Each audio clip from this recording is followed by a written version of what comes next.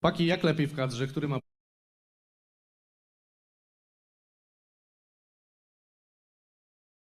So I think we can start slowly because it's already 10:15. I hope the stream is already started. Yeah, I have information that the stream has already started.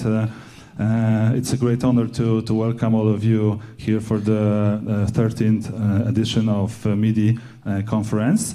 And we, together with Dr. Wiesław Kopeć, we will be taking care today that the conference will go smoothly. My name is Cezary Bile. I'm from the National Information Processing Institute, one of the co-organizers of the conference, and we are here this year, as is in a couple last years. The conference is in a hybrid form, and in one part we are here, the Polish-Japanese Academy of Information Technology, but of course we are also on the YouTube stream.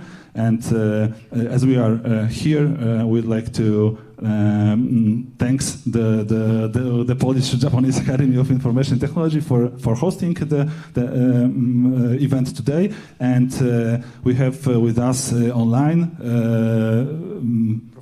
Professor Wierzbicki from Polish-Japanese Academy of Information Technology. So it would be great if Professor could say a few words for the participants, for the invitation for the conference. So, Professor Wierzbicki, the floor is yours. Thank you very much for the invitation and for the introduction. I hope that I can be heard. Any sign that everything is okay? Yeah. All right, thank you. So on behalf of the president of the Polish-Japanese Academy of Information Technology, Professor Jerzy Paweł Nowacki, I would like to cordially welcome all the participants of the 2025 MIDI conference. And when the conference was first established 13 years ago by our late Professor Marasek, we could not have predicted its growth into such a successful and impactful forum for scientific and practical exchange. The core focus of MIDI, machine intelligent and digital interaction, continues to be more relevant than ever, addressing pressing challenges and exciting opportunities in the field of intelligent systems and their interaction with human factors. We are gathered here today for our next annual meeting, held once again in a hybrid format. This modality is essential for fostering the international research collaboration that is crucial not only for science, but also for economic and social development in general. And I welcome all the participants who are distance participants like me today. Following our recent achievement of becoming a member of the EUNR European University, our commitment to advancing artificial intelligence and digital interaction in an educational context is paramount. This project is dedicated to building a European university and a MyAI virtual campus, and is now fully underway, as it has been going on for 1 year and is going to last for 3 more years. The Polish-Japanese Academy of Information Technology is proud to be a key partner in this consortium, actively shaping the future of AI-based education across Europe. Furthermore, our unique position as the Polish-Japanese Academy enables us to foster crucial international cooperation with Japan. I am proud to highlight our ongoing partnership with the Japan International Cooperation Agency, JICA, in fostering vital research and education programs for Ukraine. This extends our collaboration to Ukraine, which is also very important for all of us. This collaboration underscores our dedication to employing technology and education to address societal needs and support our Ukrainian partners in areas like AI-powered digital skilling and recovery. Personally, I would like to stress that such ambitious international projects and the breakthroughs we celebrate at MIDI are only possible because of the many bright minds brought together through effective research networks, like the one we reinforced today. And I congratulate the organizers of the MIDI conference on this achievement. The ambition of our Academy is to continue leveraging our truly interdisciplinary profile to support bold research and development ideas across the main areas of the MIDI conference series, such as human-computer interaction and artificial intelligence. As we embark on the 2025 conference, I encourage all of you to engage deeply in stimulating discussions, explore the presented research activities, share your insights, and strengthen the collaborations that will ultimately shape the future of technology and its positive impact on society. I wish us all a productive and inspiring conference. Thank you very much. Thank you very much for your welcome speech. And Professor Wierzbicki mentioned the huge growth we achieved in on our conference. This is very true, but I'd like to mention that it wouldn't be possible without the support of my institute, National Information Processing Institute, when I think it was 6 years ago, when we decided to extend the formula of the conference. That it was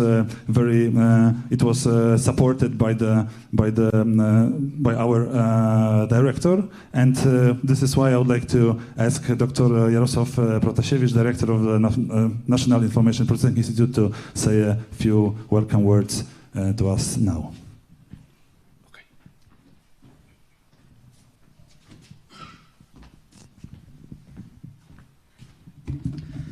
Ladies and gentlemen, dear guests, I'm delighted to welcome all of you at the 13th Digital Intelligence and Machine Intelligence and Digital Interaction Conference, organized under support of the Polish Minister of Science and Higher Education and organized by the National Information Processing Institute, the Polish-Japanese Academy of Information Technology, and the System Research Institute of the Polish Academy of Sciences, and the Łódź University of Technology. It's a great pleasure to open the MIDI conference here in the Polish Academy of Information Technology, which hosts this event.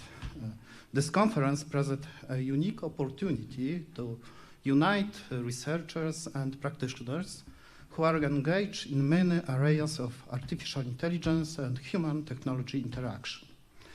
I trust that your participation in this conference will lead to inspiring discussion, productive meetings, and innovative ideas.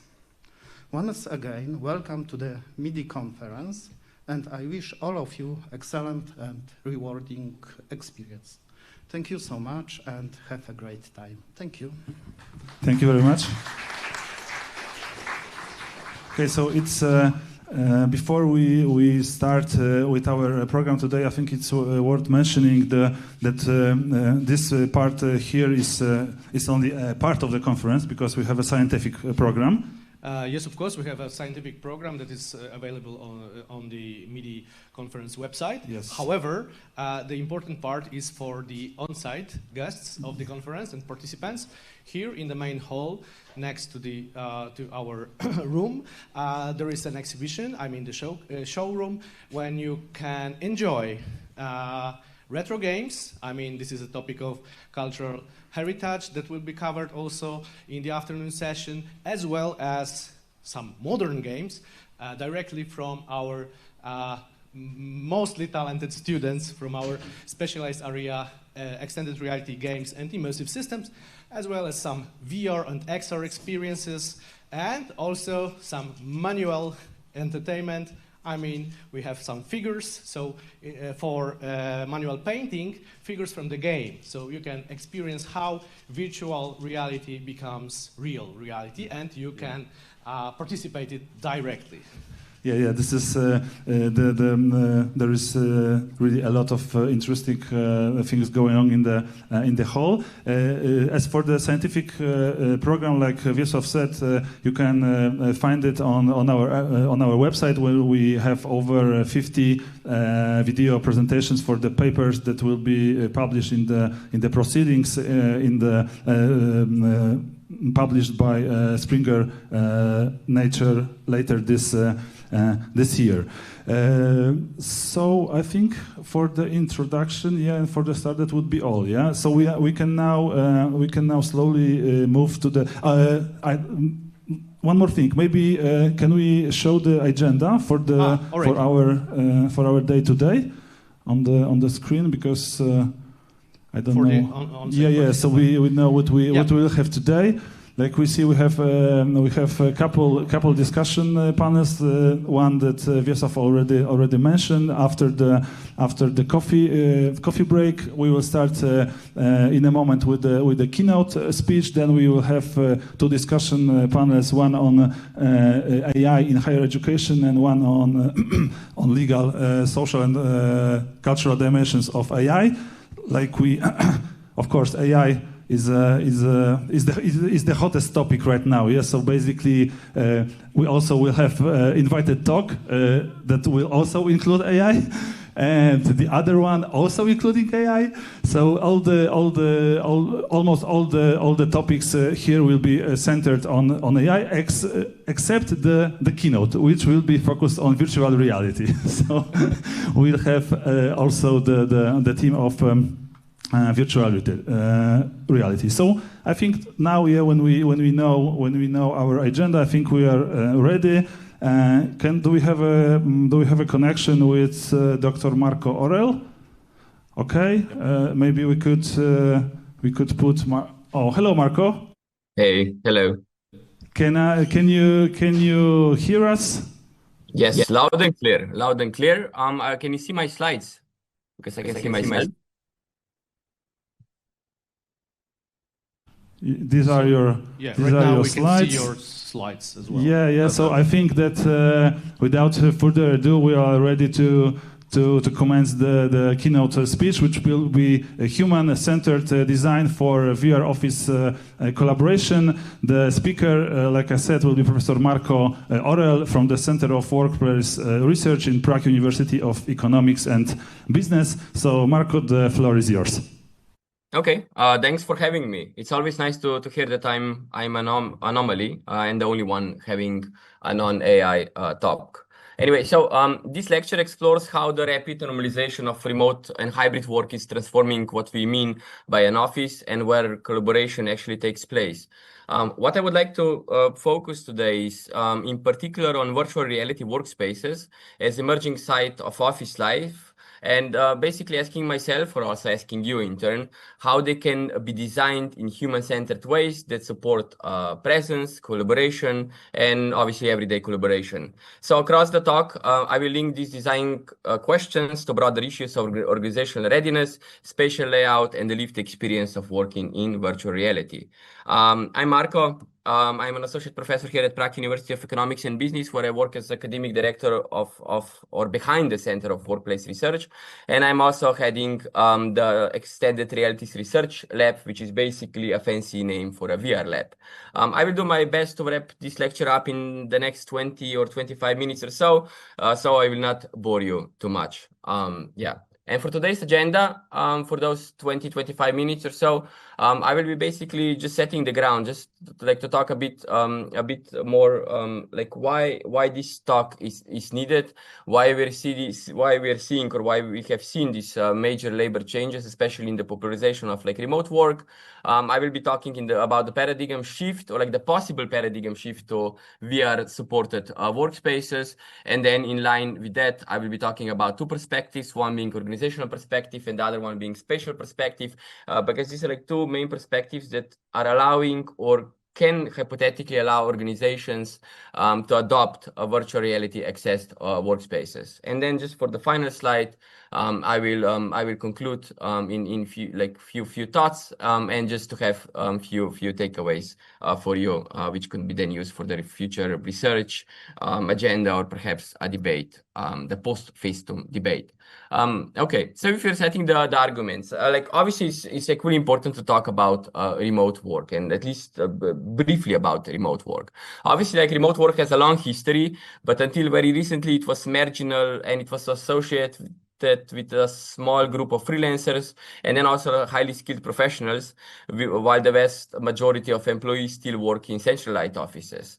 But then obviously like in 2019, and we all know what started to happen in 2019, like back then there was only a small minority of EU workers who were regularly working from home.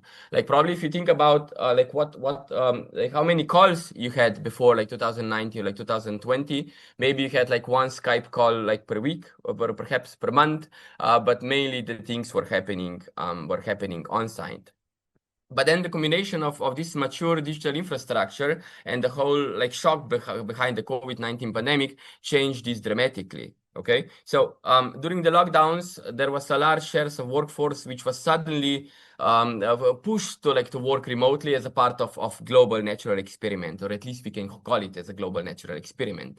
And even after the restrictions were lifted, I would say that remote work levels remained well above the pre-pandemic baseline, and they and stabilized and were stabilized at substantially the higher plateau. And it's like really important to note here that remote work has been reconfirmed as a normal and often expected ways or like a way of organizing office-based work rather than a special expectation that we were seeing before 2019 or like 2020, if you prefer. And yeah, so the pandemic forced organizations, and often within days, because likely you remember how it was when the pandemic hit and like when the first restriction hit, and the same happened obviously for the organizations and our employers. So often within days, there was the move of millions of workers, not like fully move, but more of a push out of offices and into improvised home offices and workspaces, turning basically kitchen tables and bedrooms into primary workforces, which was not really a problem if you worked by yourself from home, but if you were like you know, like settled in your smaller apartments with your families, it could be a problem. But back then, basically, employers initially introduced this large-scale telework as emergency measure and not as carefully planned strategy. But yet substantial levels of remote work persisted after offices also like reopened. And there is obviously like few reasons for that. There is obviously like few trends behind that and so on. But what's important to note also here is that service of workers and managers now show two clear patterns. Okay, so the first one being that remote capable employees strongly value ongoing flexibility, and many employers see remote or hybrid options as important for recruitment and retention. And evidence that we're seeing like throughout the academic literature is showing that productivity and well-being is basically mixed. So we have organizations reporting efficiency gains for focus-based tasks, but also they report difficulties around creativity, informal learning, and social connection. And the result here is a shift in expectations about what normal work can look like, rather than a simple return to pre-2020 or to 2019 routines. So the current phase can be understood as a move from emergency remote work to more deliberate hybrid arrangements, where remote capable workers divide their time between home and office. And job postings that we're seeing, for example, like on LinkedIn and so on, in many advanced economies, increasingly specify some form, or at least some form, or a configuration of work from home option, which is basically signaling that that this like flexibility is being built into standard design of office jobs. And there are like several implications for this. So first, like routine daily office attendance is harder to justify when many tasks can be done digitally. And then we also have employers who withdraw flexibility, risk weakening their position in tight labor markets. Obviously, these labor markets are shifting. Most likely, we'll be also like debating, because we're mainly debating AI throughout this today's conference. There's a gradual shift, but we're not here like to discuss that.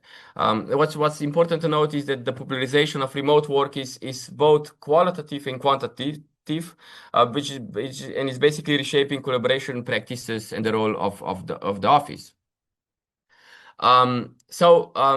Yeah, there is obviously like few trends as you can see it like on the slide. But what's vital to say here is that contemporary workspaces are becoming hybridized in the sense that work unfolds across shifting combinations and physical and digital settings. So a single worker might start the week in, let's say, like a corporate office, and then spend the midweek at home, like, or working from home, and then perhaps connect from a co-working hub or maybe another city towards the end of the week. And basically, if this is the configuration, this would be kind of like ideal configuration. Then the worker, like remote worker, would be relying on a dense ecosystem of communication tools to remain present and productive.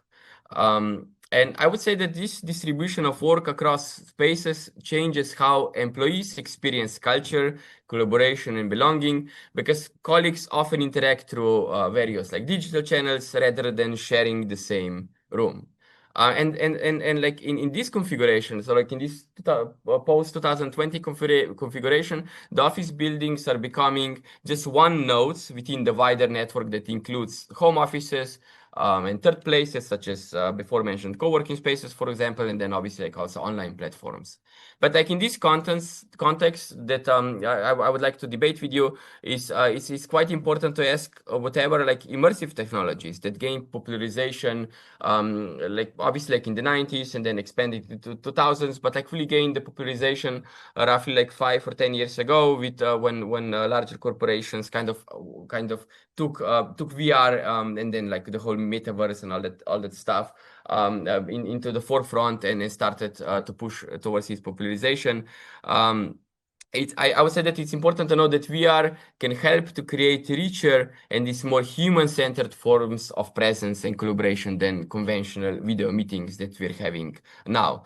So hopefully also like in a couple of years, maybe like even next year, I can have this talk not via Zoom, but perhaps via one of the VR software tools. But anyway, like saying all this is, we're coming to a question. So how can new technologies, like new immersive technologies such as extended realities, support the further office digitalization and hybridization? I would say that over the last 2 decades, digital tools have gradually disembedded office work from a single physical location. Yet most collaboration has still taken place through flat, screen-based interfaces such as email, chat, and obviously like video conferencing, the one that we're having now. And immersive technologies here like mark a qualitative shift. I would say that rather than simply transmitting documents or faces on a screen, they create this like the spatial, three-dimensional environments in which like our bodies, and then also like objects and shared artifacts such as, let's say, tables and stuff can be represented and then also like manipulated. So meaning that they can be set up in different ways, they can be like reshaped and like so on. And with that being said, we move from treating technology as a transparent communication channel to treating it as an actual place of work, and raising questions about how presence and then proximity and interactions are designed in digital workspaces. So obviously we have like 2 lines. I will be talking about mainly the VR, but it's just like really important like to clarify. So first line, we have the augmented reality in the context of workplace. So augmented reality overlays digital layers onto existing physical workplace. So the offices are becoming a hybrid of material and virtual elements rather than a purely virtual escape. So which means that basically we have our reality and then we have another reality over that reality. Here it's important to know that workers can in that setting can individualize their environments through context-sensitive information, annotations, and personalized displays while still remain anchored in a shared physical setting. And this is actually important just to remember in the context of what we'll be talking about in a second. And then we have like teams in turn can use AR to co-experience visualizations and see each other's pointers and annotations on the same object and coordinate action in situ basically, which opens up new possibilities for multidimensional communication and joint problem solving.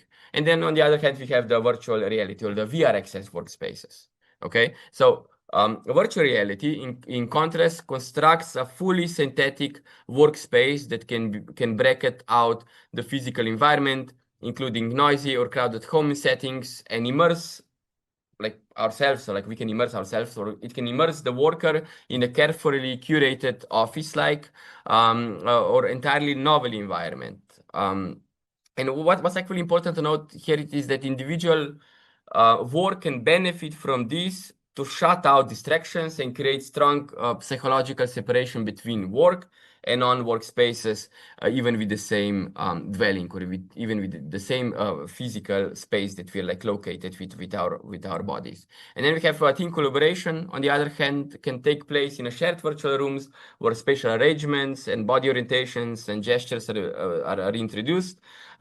Yet this also raises design and ethical questions about the embodiment, fatigue, and how far we should rely on fully disembodied virtual offices in everyday organizational life. And with this, we're coming to another question. So this question would basically be, how can especially like VR access workspaces, because they are those who can create these like new like newly constructed synthetic like workspaces in which we are stepping in like in certain time frame where we're like conducting like certain tasks or like certain work process. Like how can these spaces overcome the limitations of traditional digital workspaces, meaning like these more two-dimensional settings such as teleconferences, and support the productivity and employee engagement through immersive collaboration environments? And like saying this, I think that there's a need that we make like we make two statements. I mean, we make one statement and then reshape it into another one. So I would say that workspaces here which can be accessed through the virtual reality have a capacity, or like a certain level of capacity to overcome like the hiccups or like the negative sides of these conventional digital workspaces by creating these more collaborative settings, more engaging settings that cultivate efficiency and employee commitment. But then it's always a question like how. So we cannot only pose these statements, and we need to reshape it into another statement, which would read something like that thoughtful spatial design is crucial or like vital for supporting A, productivity, B, well-being, and collaboration or our cooperation in VR accessed workspaces. But like saying this, we're again coming to another question. So do benefits of virtual reality workspaces outweigh the challenges associated with transitioning from traditional physical offices? And this is like, it's not something that we can answer like straight away. What it could make sense that we look into the plus and the negative sides of the using VR accessed workspaces for work, for like knowledge work, for knowledge remote work. And obviously there is quite a few positive sides and quite a few like negative sides. When we're talking about the positive features of VR accessed workspaces, there is a high level of customization and flexibility. So we have highly adaptable environments which can basically be shaped or like reshaped according to the need of the team. They can also be like easily modifiable. It's not something like, for example, if you have a physical office location, you need to tear down the walls, you need to change the furniture and like so on. While in the VR access like workspace or like VR workspace, you can just design like a new table or like a new chair or like a new object and so on. There is obviously like a question if we need to design or if we need to have like a chair and a table within the VR workspace, but we will also be talking about this in a second. One of the plus sides is also like the possibility of having like real-time three-dimensional interaction. So we can have like this direct face-to-face communication through using our like avatars. We can share the digital resources and we can collaborate a bit more like easier, like a bit more seamlessly. There is also quite a few studies which were done, especially in the post-COVID times, about isolation, which are basically implying that remote work kind of equals isolation. So the VR accessed workspaces have the certain ability to overcome isolation and disconnection of remote work. They can easily foster teamwork and cohesion just because they have this sense of togetherness, of co-presence within the space and so on. But then there is quite a few negative sides. There is quite a few dark sides, or like dark elements, if you would like to frame them as that, which are basically putting us to a question: do we like really need VR work environments? The main one being here is obviously the technical limitations. you need the high-end hardware, which usually also required being tethered with powerful laptops, like etc. You need quite a reliable network infrastructure. You need bulletproof Wi-Fi or internet connection. There is a big question about avatar embodiment and presence. There is also like some work done on that by our Polish colleagues, and it's basically this is basically uncanny valley of effects. Because what happens is that if we're not, if we don't self-identify with the avatar, for example, with the digital representation of ourselves, who can be like fatter or slimmer or taller or smaller, etc., we will not really achieve that effect of being present or co-present within the space. And there's a question, so if I will feel better being represented as an image of, or like avatar of let's say banana or pineapple, or if I will work more efficiently if I will have a high-end or a high definition digital representation of myself. So yeah, avatar embodiment, it's quite a crucial and big factor. Then obviously there is also like a question of efficient design and implementation, about which we'll be talking in a second. There is quite a few challenges around impact on communication and collaboration, because you have these new communication barriers such as limited non-verbal cues. Then you have technical glitches, because then can be like some delay in feedback that we're working on within VR workspaces and so on. And then obviously there is quite a few organizational challenges, and all these costs quite a lot of money. So saying this, I would say there are like two perspectives that we need to understand. There is organizational perspective and there is a spatial perspectives, which is basically which are basically telling us, are we ready for a VR workspace, or is our organization ready for a VR workspace, or is our team ready to adopt working in a VR workspace? So in that context, we can basically know that organizations are more or less ready to adopt VR workspaces when the environment they design feel intuitive rather than experimental. So like more natural VR workspaces mirror familiar office elements, remove obstacles of interaction, and keep technological complexity at a level that supports rather than overwhelms everyday work. This is a figure that I have that I put together in one of my books. Like this is the monography on designing VR workspaces from 2022, and it's basically like showing the organizational level of readiness behind the adopting VR workspaces. What we're seeing here, like the main layer here is like a set of obstacles for user interaction and collaboration within the VR workspaces that I was just talking about. And usually this is like the biggest bulk that needs to be like overcome at some point. Once this is like being overcome, then we have the layer of self-conception. We have this question of how to achieve the perception of presence when we're being within the workspace. And then and obviously like design here plays like one of the crucial roles, but also about this we will be talking in a second. And then we have how to achieve the sense of togetherness. It's not only about the spatial design, but obviously it's about the organizational design. It's about the leadership. It's about moderation and mediation of processes that are being achieved. And then we also have the balancing complexity with usability, and then the level of customization of VR environments that should be allowed to some extent. But then also what's happening especially in the last couple of years is that we have the constant advancement of XR technology, which are becoming like they're becoming more simplified, but on the other hand, they're also becoming a bit more complex. So we have kind of like a circle phase within this process.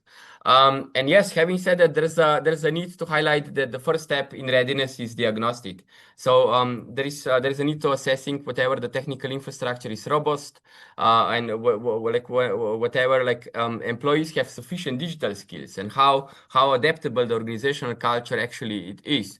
And it's also like vital to understand the degree of leadership support and the vision, like it's obviously like needed, because without clear strategic mandate, even well-equipped organizations will struggle to move beyond small pilots, which are usually the cases that we're seeing in most technological advanced organizations. And there's also like a need on planning the rollout. There's a need on having these like clear goals and objectives that specify what a VR implementation should achieve within the organization. Okay, so organization usually like select pilot projects and concrete use cases, create governance structure and policies to guide this adoption, and there's also need obviously to allocate the budget and resources so that VR workspaces do not remain underfunded side projects, but usually they are, and they usually remain in this more of a pilot phase. And then the final readiness element concerns the ongoing mandate of physical and virtual workspaces operating in parallel. So here I would say that organizations should, or like must, if you prefer, they should ensure that new VR systems integrate smoothly with existing tools, and that they're providing sustained support and guidance for employees, and that they're like monitoring outcomes and performance, and they're basically like fostering a culture that treats experimentation and improvement as part of the normal work.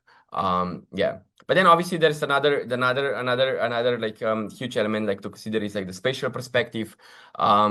Just like to outline like few key principles of spatial design when it comes to VR access workspaces, and why it's like important to understand them when it comes to the human-centered design. So what we need to contrast are like two main strategies when it comes to designing VR offices. We have the mirroring familiar physical offices versus creating more abstract experimental settings or like environments, if you prefer.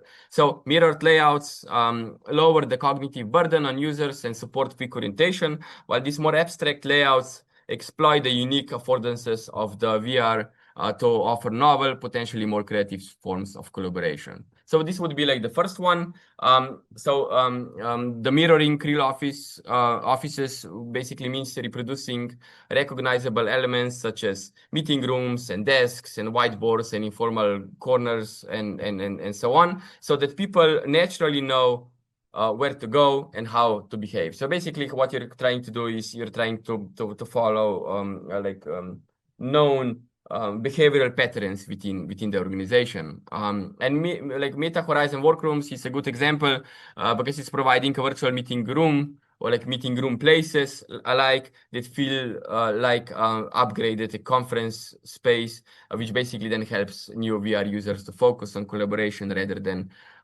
focusing on learning within a strange new work environment. But then on the other hand, we have the more like this more abstract line of designing offices, or more experimental line, if you prefer to say it like this. So abstract virtual offices move away from the digital twin model and treat the workspace as a flexible information landscape where we have walls and objects and spatial arrangements that can be arranged around ideas rather than the furniture. Because again, why do we need a table if we're like within the VR workspace? For example, there's a case of Soft Space VR, which illustrates this approach because it's offering a kind of three-dimensional canvas where teams can cluster, rearrange, and then navigate concepts in a way that would be basically impossible in conventional meeting room. What's like important to notice here that just the efficient VR workspaces should be like modifiable. They should be built upon immersive features such as spatial audio and expressive avatars, and allow users to manipulate shared 3D artifacts in real time. And I would like really say here that design attention should focus on making collaboration feel engaging and natural, while we need to ensure that environments remain usable for diverse workers and also diverse work, and they should be adaptable for different tasks and different preferences. And yeah, in other words, when mirroring like real world counterparts in the VR workspace design, it's like vital to follow like this human-centered approach to office design. Again, not like to build something around your organizational perspective, but something that is coming from people who will be actually engaged and who will be working in that workspace. like slowly coming to a close. There is also like one figure that was like it found its place in the book on collaborative VR workspaces that I published a few years ago. Basically, there are like two core elements of human-centered virtual workplaces, are like social mechanisms and the spatial mechanisms. Within the social mechanisms, we have basically the technical management, which is kind of like the building bricks of, or like the core building bricks of these environments. And then we have obviously like this the team moderation of organization of teams, because there is a need of just understanding the interactions that will be taking place there within within the VR workspace. If there is any conflicts, they need to be resolved, and also there needs to be like a trust established across the space. And then obviously on the other hand, we have the spatial mechanism component, within which we have the spatial interventions. So it's not only about like building those spaces, but it's about the whole like thoughtful design framework behind. So we need to have the visual triggers. There is usually like a need to have these like objects, like the plateful objects that they can be used in different like settings, so like different work processes. Digital furniture can be interactive. It doesn't need to be static, such as the physical work desk and so on. And basically, I would say that there are like two main design principles here are, yes, that you like what I was saying before. So you have this simulation of traditional office, open office environments. So this digital twinning model or pathway, and then you have the more experimental planning of abstract environment. And yeah, just to wrap up this, I want to underline that VR workspaces are not just neutral containers, but more environments that can guide people how to move, how to meet, and how to collaborate. And because I'm running out of time, I would just like to conclude like with few thoughts, namely like 4 thoughts, like four takeaways. I would say that VR has the potential to transform like remote work, but it might take some time. There is quite a few like studies that are showing or underlining the positive effects of having the VR workspace, mainly for like fostering productivity and also like supporting well-being of employees. But again, because of all the negative sides that we've seen in technical adoption, etc., it might take some time. And yes, just to make VR environments like functional, again, organizations should follow like certain level of like certain line of principles. There should be like strategic plan in line and in like prepared that would allow the development of these spaces. And then yeah, obviously there's a question on how you can manage parallel physical and virtual environments, and this requires quite a careful integration, support, and obviously the continuous improvement. And then like finally, which all academics say in every research paper, there's a need for the future and further research on that topic. So thank you so much for having me. Just like a bit of self-promotion, there's like few books which are that I published, like co-wrote or co-edited on this topic. If you need any of those or like whatever, please feel free to drop me an email. And also if you're like interested in potentially collaborating on this topic, or if you have any further questions on that, because I'm not there, please feel free to reach out here. And thank you so much for having me. Yeah, thanks. Thanks for a great talk. I think we have time for one quick question from the audience. Do we have any questions, maybe? I don't see anyone. Okay, so I have a one very important and serious question. What is the best way to drink coffee when you wear a headset? That's a very good question. There is also a question if you're drinking the like virtual coffee or like real coffee. For the real coffee, usually you drink it before, but there is also you have videos on YouTube where people are trying to drink coffee while headsets. Of course, it's a kind of a joke, but actually I meant this as a bit of a serious question, because this regards the idea of time really spent in the virtual office. Yeah, because when you treat it as a part of your job, it's not a problem. Yeah, I can spend an hour, for example, to have a fruitful meeting. But when I would be pushed, for example, to be in this virtual environment for quite long, the problems like coffee might really be a serious one, yeah, or other beverages of choice. Yeah, that's a good observation. Yeah. Also, another solution for this problem: use XR, extended reality, so you can see your hands and your mug, and you can just drink coffee without hesitation and without any problems with spilling the coffee. Yeah, that's true. I have also one more question, one more thing I would like to ask about, because you mentioned the role of the level of experience with digital technologies for the process of adopting the virtual offices. And one thing I find interesting would be what would be the differences for example, for different generations of people working at the office, because they might have different levels of digital literacy regarding VR. Yeah, like the thing is that no one really has much experience with using VR if you haven't used the VR before. So I would say the learning curve can be similar, because it's a different type of computing device. So that's why I'm saying that the whole technical onboarding and the whole technical management behind is really crucial. Obviously, what you have the larger organizations such as Deloitte, MSD, and so on, they have quite a few pilot projects on that, and they mainly stay in that phase because they're also struggling with the technical part. But I would say that it's obviously possible as long as there's efficient onboarding process behind. Okay, thank you for the answers, and thank you again. It was a pleasure having you here today. Thank you for your talk. I think we can. Thank you very much. I think we're ready to move to the next point in our agenda, which will be a discussion panel.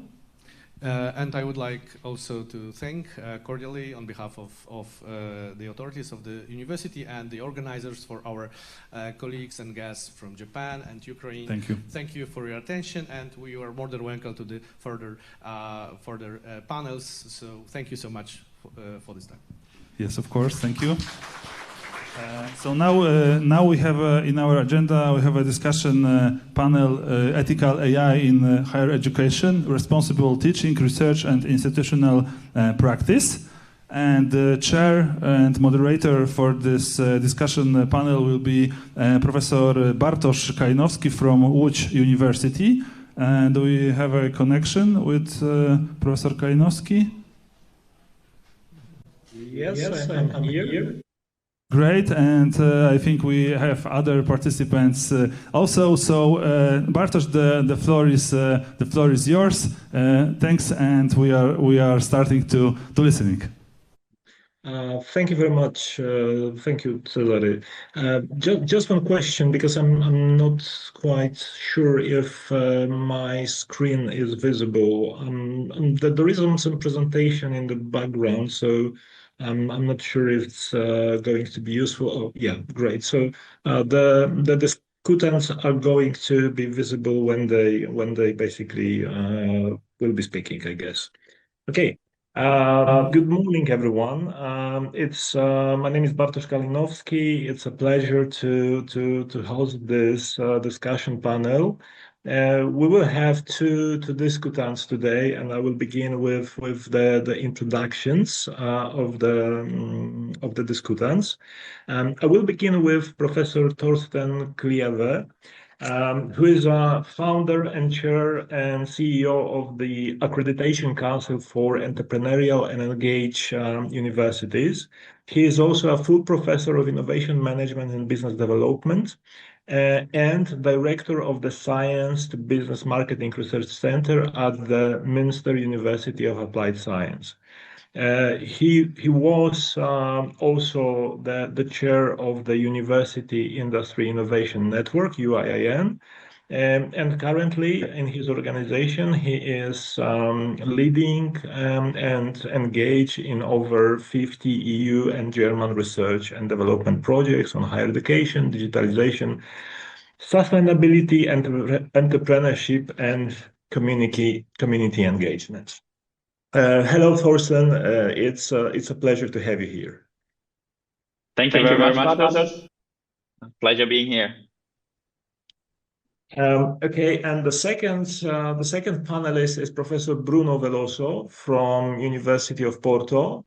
Professor Bruno Veloso is an associate professor at the Faculty of Economics at the University of Porto, Portugal, and also a senior researcher at Laboratory of Artificial Intelligence and Decision Support. He has a degree in electronic and computer engineering and also in electronics and computer engineering in telecommunications and a PhD in telematics engineering from University of Vigo. He develops scientific research in artificial intelligence that involves machine learning and data streams. Bruno, also, it's excellent to have you here. Hello. Thank you so much, Bartek. Nice to meet you all, and good morning, of course.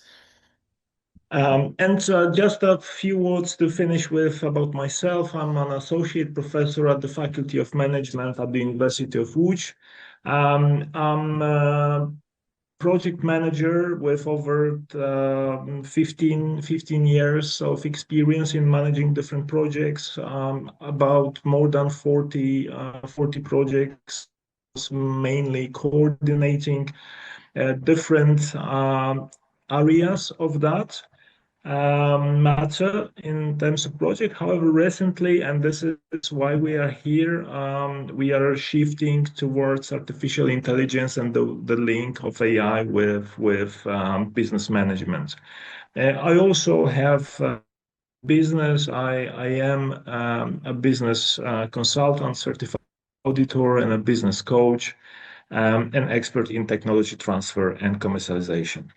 So let's begin with just a few words why we are here. So we are all engaged into AI-related projects. One is called AI Leaders, which is ethical AI for future business leaders.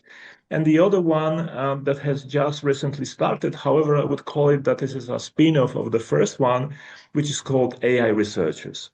Both of them are EU co-funded projects under the Erasmus Plus funding scheme. And both of them focus on artificial intelligence. We have very similar consortia in both of the projects, where we have Faculty of Management, University of Porto, and ICU, and representatives of those organizations you also have here today. Apart from that, in the AI Leaders projects, we have Barcelona School of Management, European E-Learning Institute, and Feltech Software Innovations. European E-Learning Institute is also partner in the second project. However, there we also have the host of today's conference, National Information Processing Institute from Poland, and also a company from Ireland, which is called Momentum. What these projects are about, and I'm really welcome all of you to have a look at the website, which were mentioned before. For AI researchers, we are still developing it, but you can be in contact with me or any other partner just to get this kind of information.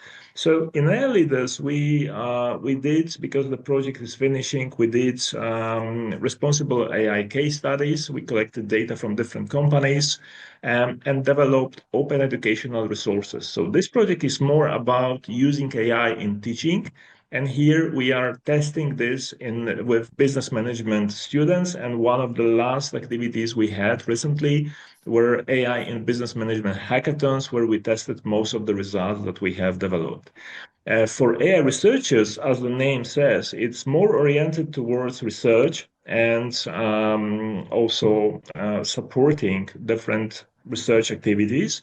And here we will begin with some research on barriers, on engagement, and our aim is to develop AI readiness toolkit for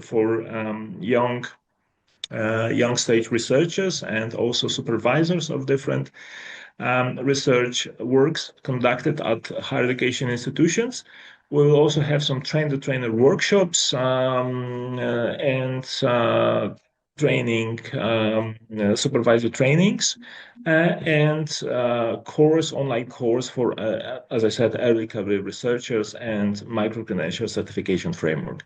So, as I said, I really welcome you to get familiar with those projects. And today we are going to talk about a bit on what's happening there and what are the experiences from both of two. I would begin with Bruno, and I would like to ask you, what is the single most urgent ethical challenge that university must address currently as AI becomes embedded in both teaching and research? Okay, thank you so much for this interesting question, Bartek. Well, we can look to this question in two different paths. If we look for the technical side, we can think on data privacy, algorithm bias, for example, but I prefer to explore a little bit more the other part, which will be the academic integrity, for example, the validity of the assessments of the students. And picking for example, on the first point, nowadays we don't have a good set of tools that we can use to detect AI writing things like reports and theses, for example.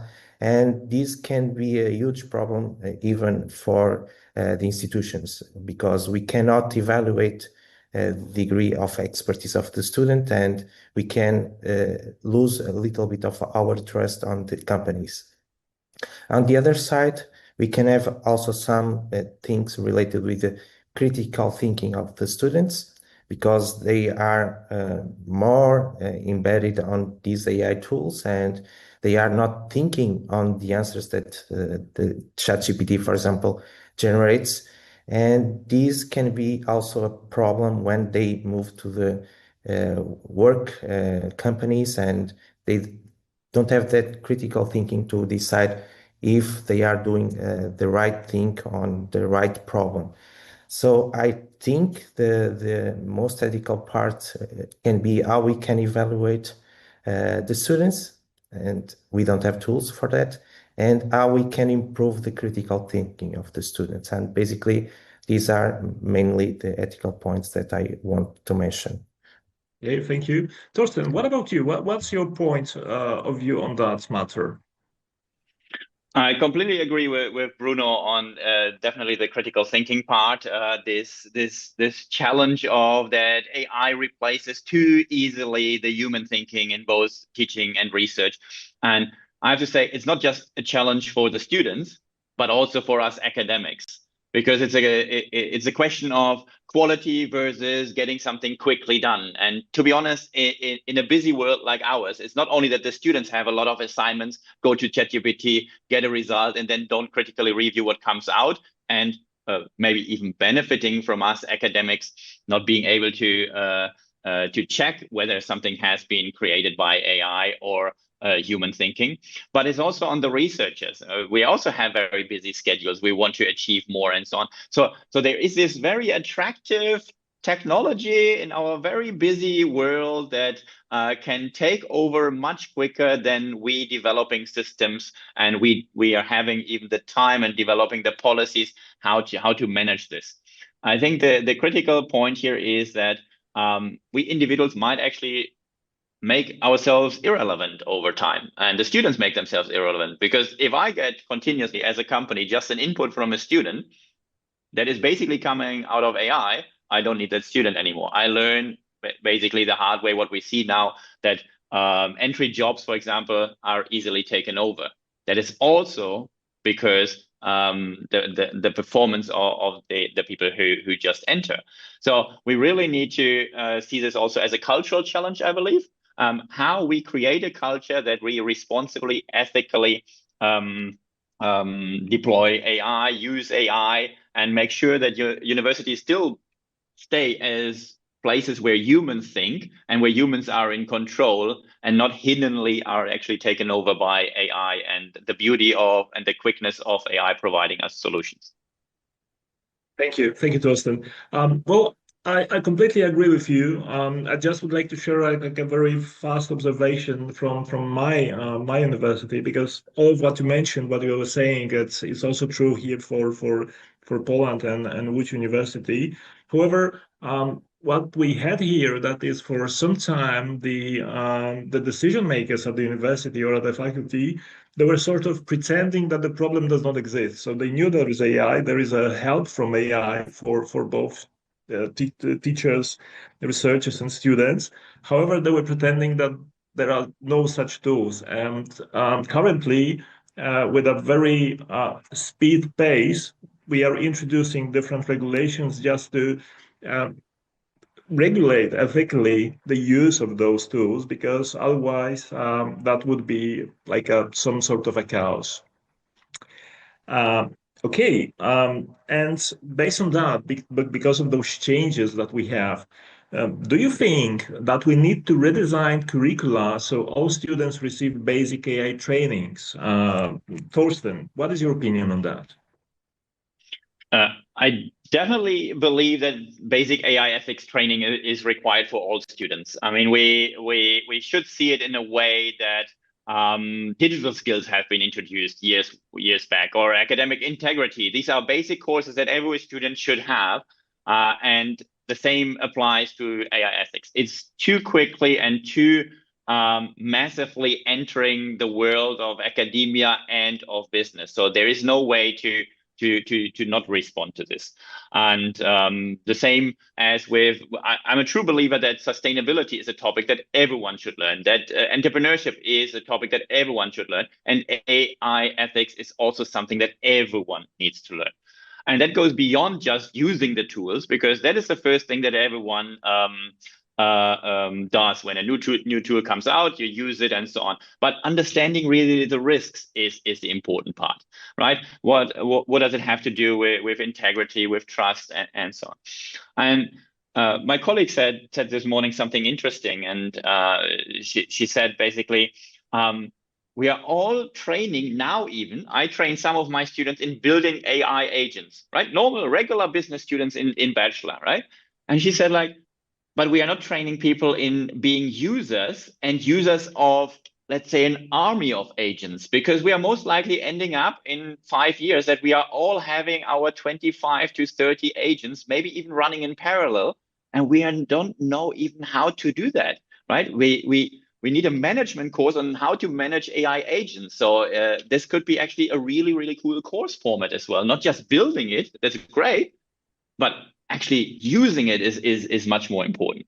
So, and that is also for the business sector, the practice, no matter where you end up with later on, it's an employability skill. And if we don't give that to the student, they have a disadvantage in the market later on. So I believe to neglect this is not something. And this is our responsibility as well. When we talk about ethics, universities need to ensure that students know how AI systems work. They know about fairness, discrimination, biases, data privacy, all these kind of topics. And even I would say the environmental impact is a very important part, the social impact. I was at an event that was really interesting with some colleagues in Barcelona.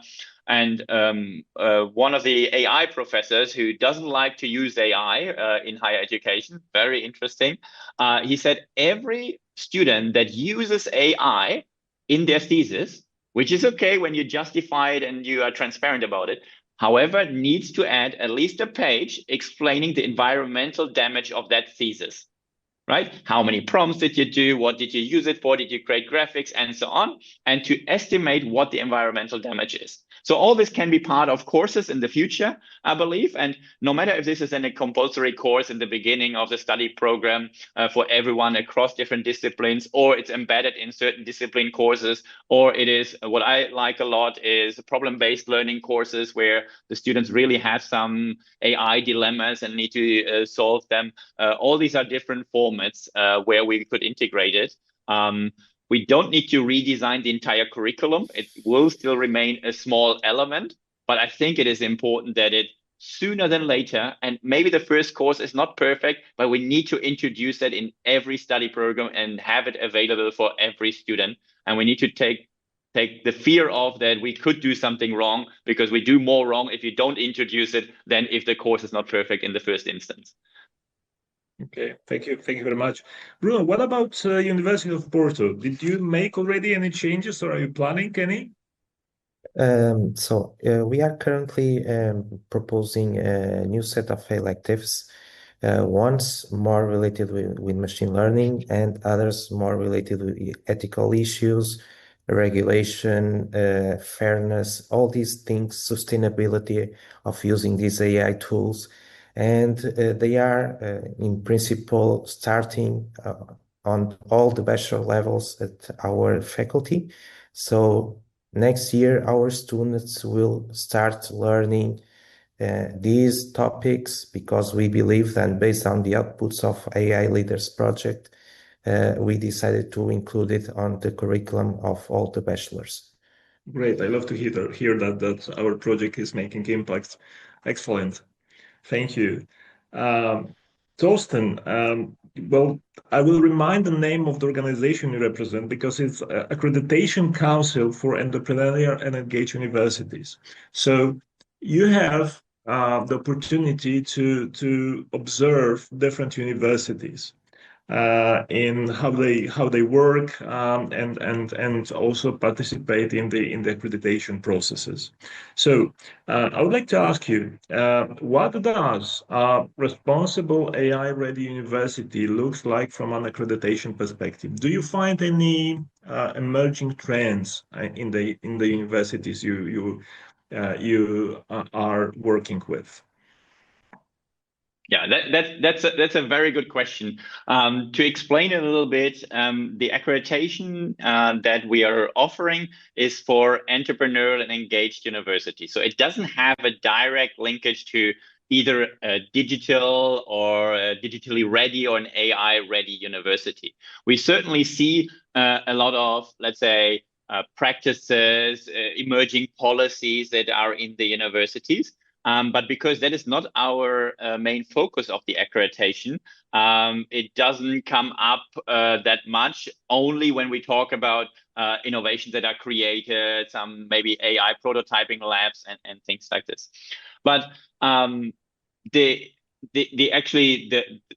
question that you're asking, I found that very interesting, because sometimes we are playing around with what we have as accreditation standards, how to use them in a different way. So for example, when a university wants to say we are very sustainable, right? So how would we actually recognize this? And then the question is, how does actually an AI-ready university look like?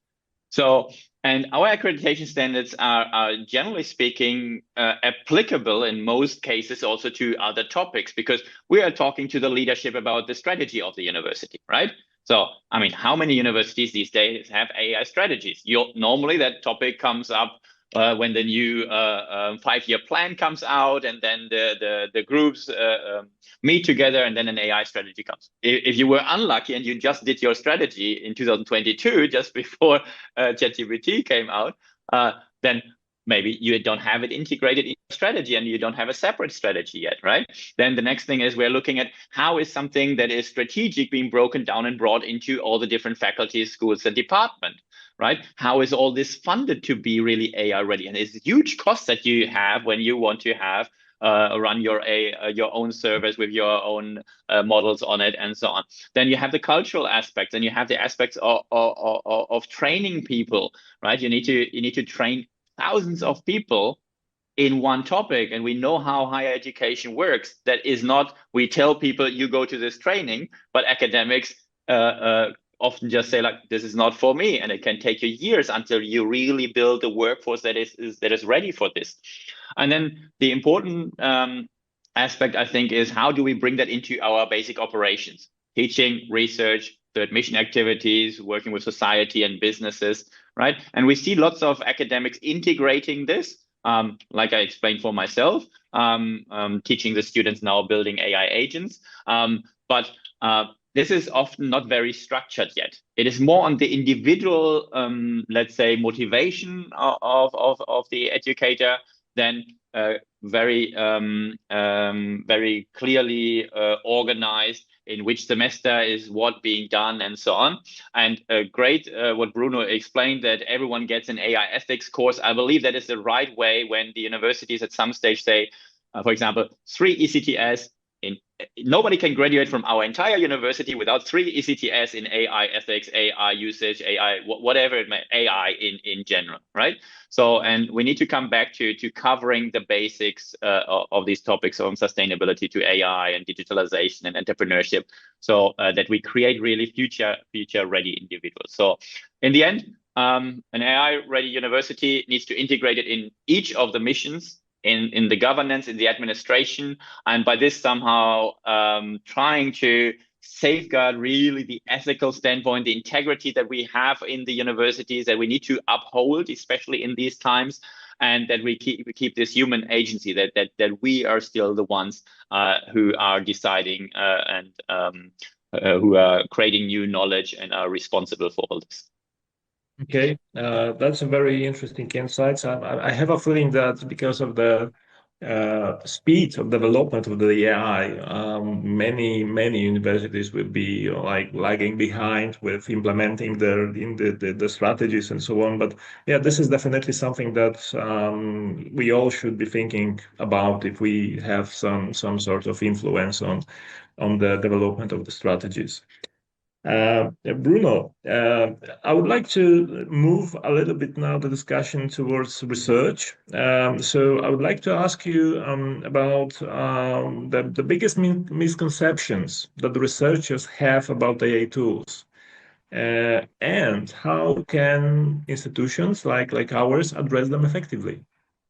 Okay, I think to answer this question, we can split these in 3 key points. The first one is that in many cases, the students and even colleagues think on LLMs like a search engines like we have nowadays with Google.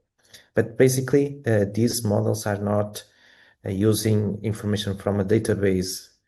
They are basically doing probabilistic text generation systems, and we are not validating the information that is producing. One way to solve this is we can use systems like called RAGs, Retrieval Augmented Generation models, that basically search on the data that we have locally, and they can produce a natural answer for the final user. We are currently implementing these for the academic services here in our faculty to help the students to ask some questions on the regulations paperwork that we have. And we are trying to reduce a little bit the workload of the staff. The second problem is that many persons think that LLMs are neutral tools. And when I mean neutral, it means that we don't have bias. For example, if we think in politics, right wing or left wing, if we follow the news, we know that Grok, the LLM model from X, is right wing biased model. So one possibility to solve this is that try to tell the person that they need to use different tools to avoid this bias that we have. And finally, the third point, which is the most important one for the research part, is the confidential vault, if we can call it that way, because we can easily know that some researchers are using LLMs to generate reviews from papers. and some papers are not published. They can have interesting contributions, and LLMs are using this information to be retrained and generating the next set of answers. And I think that we need to improve the regulation when we use LLMs to do at least reviews or evaluate theses, for example, or patents. I think we need to make some effort on this point. And basically, this is my three key ideas on this question. Thank you. Yeah, this is quite true. I think I have recently also received one LLM generated review for one of the papers. That's well, that's life. So we need to like I would say that there are different layers at which we need to look at this problem. Okay, so we stay at the research focus and the research area, but I would like to ask about skills a bit, because we were talking about ethics, about the requirement for ethics course, some implementation of AI solutions in the strategies of higher education institutions. So what do you think? Could we say about some minimum AI skills for MA or PhD graduate if we consider the next few years? Are there such minimum AI skills that you would mention? I think that the one of the first skills that the students must have is AI orchestration, because like Thorsten told us, we have a lot of AI agents talking with us every single day in the web, and we need to understand how they work, how we can construct a workflow of agents to solve a specific problem, and of course, speaking on the answer related with ethics, I think the students must have some literacy on algorithms and biases that we have on these type of models. I think these two points are the most important ones until 2030, I believe. Okay, thank you. Thorsten, what about you? What's your opinion on that? Yeah, maybe just I completely agree with Bruno. Maybe to add this a little bit, and I have now the interesting challenge that I have a new PhD student who will write on the one hand his PhD about AI transformation in higher education or of higher education institutions, but discussing with the supervisory team, we were also discussing how can we actually use AI in the research, right? Like how can we crawl the data, analyze the data using AI, so that we are also advancing on that side with this PhD. And that puts me not only into the place of saying like, oh, these should be the competency, but really applying it, right? It goes into the research workflows, and so on. So you need to have this kind of competence on how do you practically use that. And then, of course, from an ethical and responsible way. For this, you need to know how AI actually works, to not blindly trust it and misuse it. And in the end, I think what hopefully way before 2030, every MA and PhD graduate understands is that AI is not just a tool. So it is really a companion. It's a co-worker. It becomes a co-worker. It becomes maybe even a co-researcher. So I'm not sure if many of you have heard about this conference that happened in Stanford, which was the first AI conference where AI was the writer of all the papers, but also the reviewer of all the papers. And it was just an experiment to see what AI can do and what it cannot do. I found this fascinating. And I handed actually a proposal in my university to replicate this and run such a conference in our own university with our own students, because I think this is the best way of teaching them building agents to write papers and to evaluate papers. As you said, Bartosz, you received also a review, right? It first feels like, what the hell is going on in this world, right?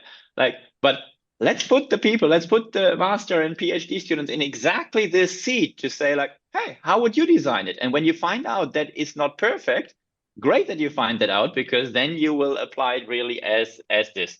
And I think overall it's this idea of AI self-regulation, right? What are we really using it for? Are we as researchers over relying on it? And sometimes we will, sometimes we don't use it enough, and so on. So we need some time to actually understand what this companion next to us can do for us and not. And it's not different to having any other new coworker, right? I mean, you get a new coworker, you get an assistant or someone helping you. It takes some time to understand how he or she can support you, and what is your best way of working with this person. And with AI, it's the same, except that we have a little bit more of fear, probably, most academics, because it might be still like a how to say, damaging your image as a researcher. Your colleagues say, hey, not only the students use it, but also our colleague, I heard that he's using that to create the lectures and so on. And I think we need to overcome this by being a bit more confident and expressing what we do, why we do it, and also what we learned and how we failed. And here it comes again back to this idea of entrepreneurship, which is all about understanding and realizing opportunities by walking the talk, not just talking, but walking it, and then saying, okay, damn it, didn't work. I did something maybe even wrong, or something was not good. It's not a problem. Only that brings us forward. And that is the important part, I think, in AI, that we go with this technological pace. We as humans need to speed up also how we transform our universities and how we develop as individuals. Thank you. Just to build up on your one of the last thoughts when you were mentioning that there can be some criticism from the other researchers that we are using AI in research and for research. So we recently made a survey in our university, and one of the thoughts there was that using AI for research, it's not doing the real research. I would call it like this. So there is a lot of skepticism regarding that. However, regarding the skills, because we were taught just to wrap up it a bit, because we are already mentioning that, but I think that one of the critical skills is critical thinking, because sometimes you ask the AI to generate some content, and it looks excellent at the first glance, but when you look into details, sometimes it just basically doesn't make sense, and it's difficult sometimes to spot it right at the beginning. So I think that critical thinking is also a very, very important skill. Okay, let's move now a little bit into the practice. I don't think we have a situation at the moment that the AI is overused at universities, because we are still, I think, at an early stage of adoption. But can we discuss a bit how universities can avoid over-reliance on AI when they want to use it for different activities? Thorsten, what is your opinion on that? I think as universities, maybe you're right. We are not overly relying on it. Students do already overly rely on it, I would say. As you said, the critical thinking is often missing, where then you just receive the outputs. It's basically a copy. Maybe they take their long dashes out so that you cannot see it, and things like this. So one thing to do it, if we would be over relying on it, is having clear breaks from AI in the learning. For example, I mean, we could just say like, hey, we have now Notebook LM set up, right? That produces already the materials for the students, and we as educators just take a step back, and maybe take a step back too much. I think that is a danger that we might face. But I think that we really need to come to this point where we have this human AI collaboration, this co-creativity, and we need to build our learning model around this. So that will take some years. I'm not saying that this will change very, very quickly, but I would actually say that we need to come to this point where we are not saying, hey, using AI is bad or we are overly relying on it, but we actually should say, this is what AI can do, and let's just raise the bar. Like if human thinking had a limit or human capacities had a limit, yes, we can reach this maybe easier with AI. We have all the risk associated with it. But what if we use AI really for the things that help us with this personalized learning, with productivity, but then we raise the bar so that the human factor bridges then this part between what the AI cannot do and where the new level of quality, let's put it like this, for the moment is. So I'm not worried about this over reliance. To be honest, maybe there are some universities who just want to save costs too much, but in the long term, I don't think it will work because both students and also businesses who will employ the students, and they are smart enough to see that through. So it's a new way of quality that we need to think of, and of excellence. And hopefully AI enables us to raise the bar and not just keep the standard and just have more technology supporting us. Thank you. Bruno, what about you? Have you encountered any over-reliance already? And what's your thought about how to avoid this over-reliance in general? Okay, at this moment, I think we don't have over-reliance, sorry, on this point. I think that in the future, we need to develop different kind of models for learning and teaching. Mainly, they need to follow a kind of a Socratic protocol where the LLM, for example, will not return the instant answer for a specific question of the student, but they can promote the learning process of the student, putting some extra questions to develop the critical thinking of the student. I think that we need to do this step in this way, at least for the teaching part. And I believe that it will take at least a few more years to achieve this point, in my opinion. I see. Okay, thank you.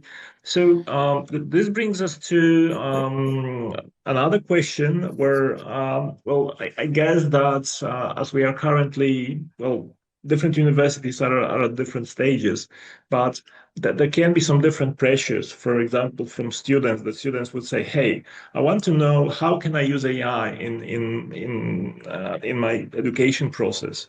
The academics will say, "Well, how can I use AI in my research process?" The regulators will say to the universities, "Well, you have to regulate that." The employers would say, "Well, teach the students to use AI so I can benefit from that." And the tech sector might say, "Well, hey, use our language model for research and for the students." So there can be different pressures from different stakeholders. So I'm thinking, who should universities be primarily accountable to when deploying artificial intelligence? Bruno, what's your opinion? I think that the first thing that we need to do is train the people, starting by the staff, the professors, teachers, even academic services staff, and then train the students with different topics like ethics, sustainability, and machine learning, all these things, because without training, we are not promoting the critical thinking on the students. We are not exporting the knowledge to the business part when they will work. So I believe that the tech sector need to wait a little bit because the priority must be the training and the teaching of all these topics. Even in our case, in the faculty here in Porto, we are currently trying to include electives based on these topics that I mentioned. We are also doing some training with the staff, even professors and students. So we believe that this is the right path to follow. But of course, we can have different opinions. But let's see what Thorsten thinks about this. Yes, so over to you, Thorsten. Yeah, I mean, you're asking here for whom the universities should be accountable for. I mean, I think overall it's the public interest, the long-term public interest, and no matter if they're single students, single groups of students, even whatever, a decade of students, employers definitely, I mean, demanding, the tech companies demanding. I mean, we see all these issues. Or all these questions also around the AI Act. Is it good? Is it bad? Is it harming us too much in terms of innovation, and so on and so forth? So I believe as universities, we need to, and we can actually resist this technological capture, if you like, right? So there is a very powerful tool, but there are opportunities for shortcuts, for using even risky tools that come out and are provided. We are not very critical in the adoption, for example. So and here is it where the universities must refuse, right? So and being able to say and to clearly communicate why they believe this is an uncritical adoption. We should take the time to reflect upon this. These tools are not good. We shouldn't go the shortcuts now because long term we have harm. So it's very tricky. We see that with especially political pressures now in some countries on the universities. To resist is not easy because universities are not completely independent, period. We are depending also on the funds from industry, on the funds from the governments, and so on. So, but we are much more stable than many other organizations. So, and especially us as academics who are individually responsible for what we do, and we have a certain freedom of teaching and research, we can resist, right? But we need to win over with the arguments. We cannot just say we don't do this, but we need to logically explain this to the outside world, because just demanding and saying like, hey, students, you're not allowed to use AI for task X, Y, Z is not enough. So we need to really engage in the topic. And I really believe that we are accountable there for the public interest, the overall one. We have a certain capability to do that, or positioning to do that. And like the future generations is what we are looking for, and not this immediate pressure from one group or another. Yeah, I completely agree with that, and because we are at the end of our discussion panel, just to wrap up, I would like to just highlight one of the last things you said to us, and then you was also mentioning that, Bruno, that we need clear rules, clear messages, clear regulations, which is what is the scope and what extent for which AI can be used. So just I would call it like black and white, no gray, because if there are too many not clear rules and messages, it basically makes it more difficult to implement. Thank you very much for your very insightful thoughts and answers. Once again, our guest today was Professor Torsten Kleve from ACEU and Professor Bruno Veloso from University of Porto, and I was Bartosz Kalinowski from University of Łódź. Thank you very much, and I leave now the floor to the organizers. Yeah, thank you. Thank you very much for this very inspiring discussion. I'm afraid that if I would ask a question, we will have to have at least another 15 minutes to answer. So, and we are a little bit out of time right now. So, thank you very much. Thank you so much. The topic is and it's very important because it's like we heard, it really changes our lives profoundly in the not only in the academia and higher education, but I think in our lives in general. Thanks again for having here. It was a pleasure. Thank you. Thank you very much for having me. Thank you very much. Thank you. Yeah, and the topic is really important since we are in the academia right now. Definitely. And directly applies to our reality and our projects like EU on Air that Professor Wierzbicki, our Vice President, mentioned at the opening of the conference. So we are now ready to move to the next to the next discussion panel in our agenda, which will be legal, social, and cultural dimensions of artificial intelligence in 2025. The chair and moderator for the discussion panel will be Luigi Lai from the National Information Processing Institute. Luigi, the floor is yours. So, thank you very much, Cesare. Thank you very much, Professor, for giving me this opportunity this year to moderate this interesting panel. Now, a small introduction. As you may remember, my name is Luigi Lai, and I'm a technology law researcher at OPI.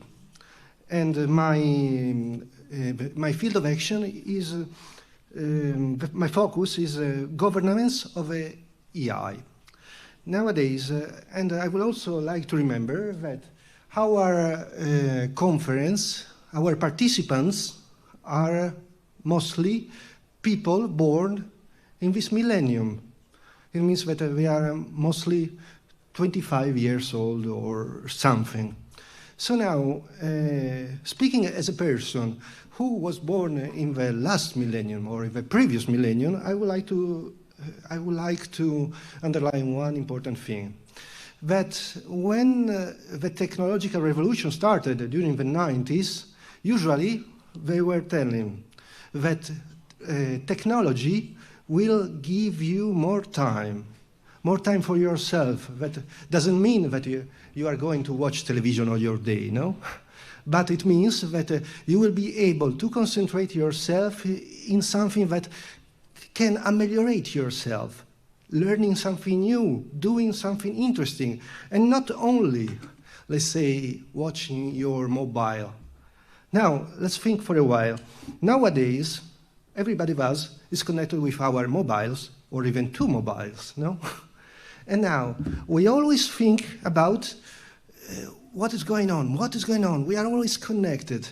And I would like to remember for the younger generation, or even for the older one, the old times when, for example, you were at the university, and let's say the most stressful thing that could arrive at your mobile was the telephone call of your grandmother asking if you have eaten well today, and if maybe your friends at university are good ones, or bad ones, the ones who always are drinking.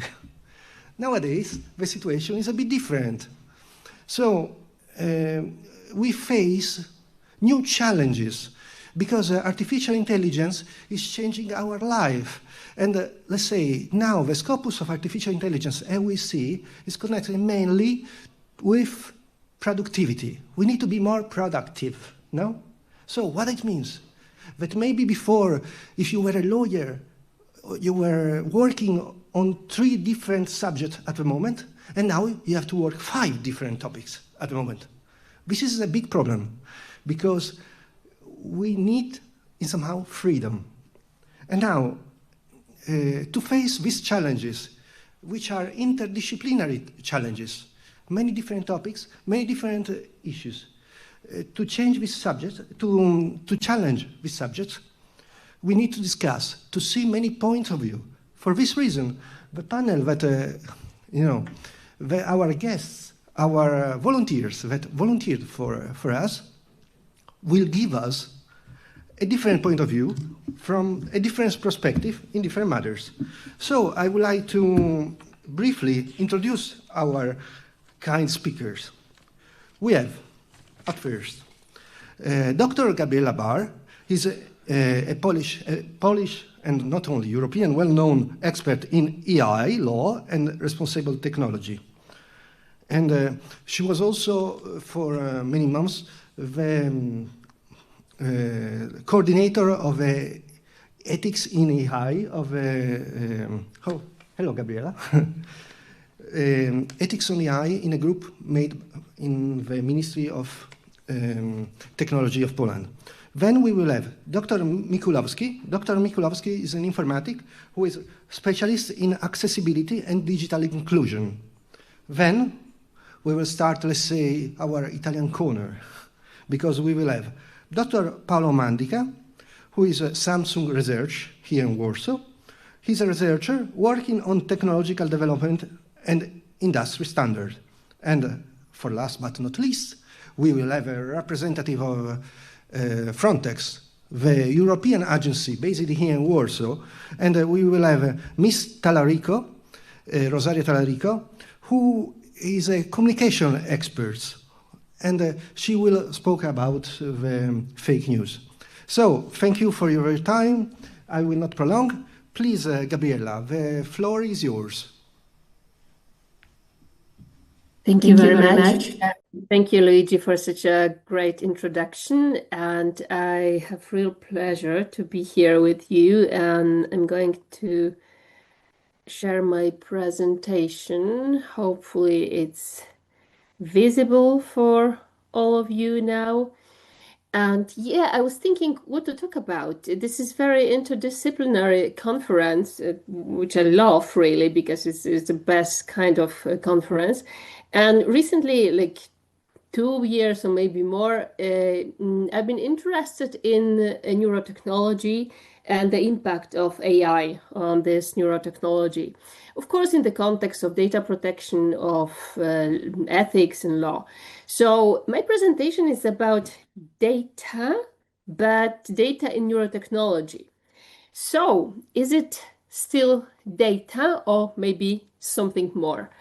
I think personally that neurotechnology rewrites the AI debates because traditionally, let's say, AI governance focuses on, among others, of course, on protecting data.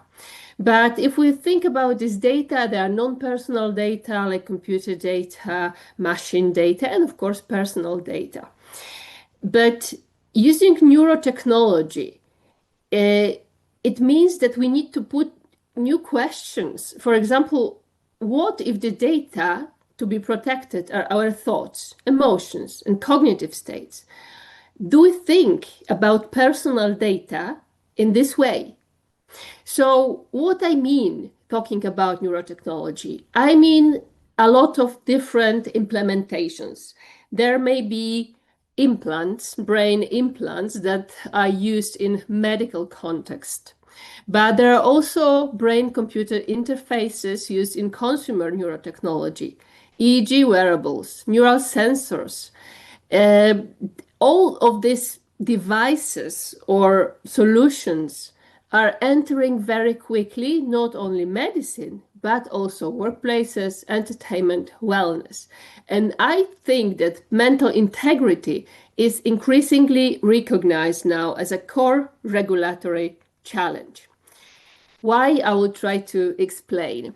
So all these devices, they collect neural signals, so-called neurodata. But they're not only signals from nervous system. There are also inferences derived from them, like stress, intention, memories, emotions, attention, even personality traits.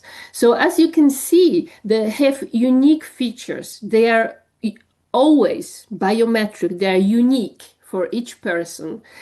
They can be collected consciously or passively, but what's the quite disturbing that users typically do not understand what can be inferred from this basic or raw data.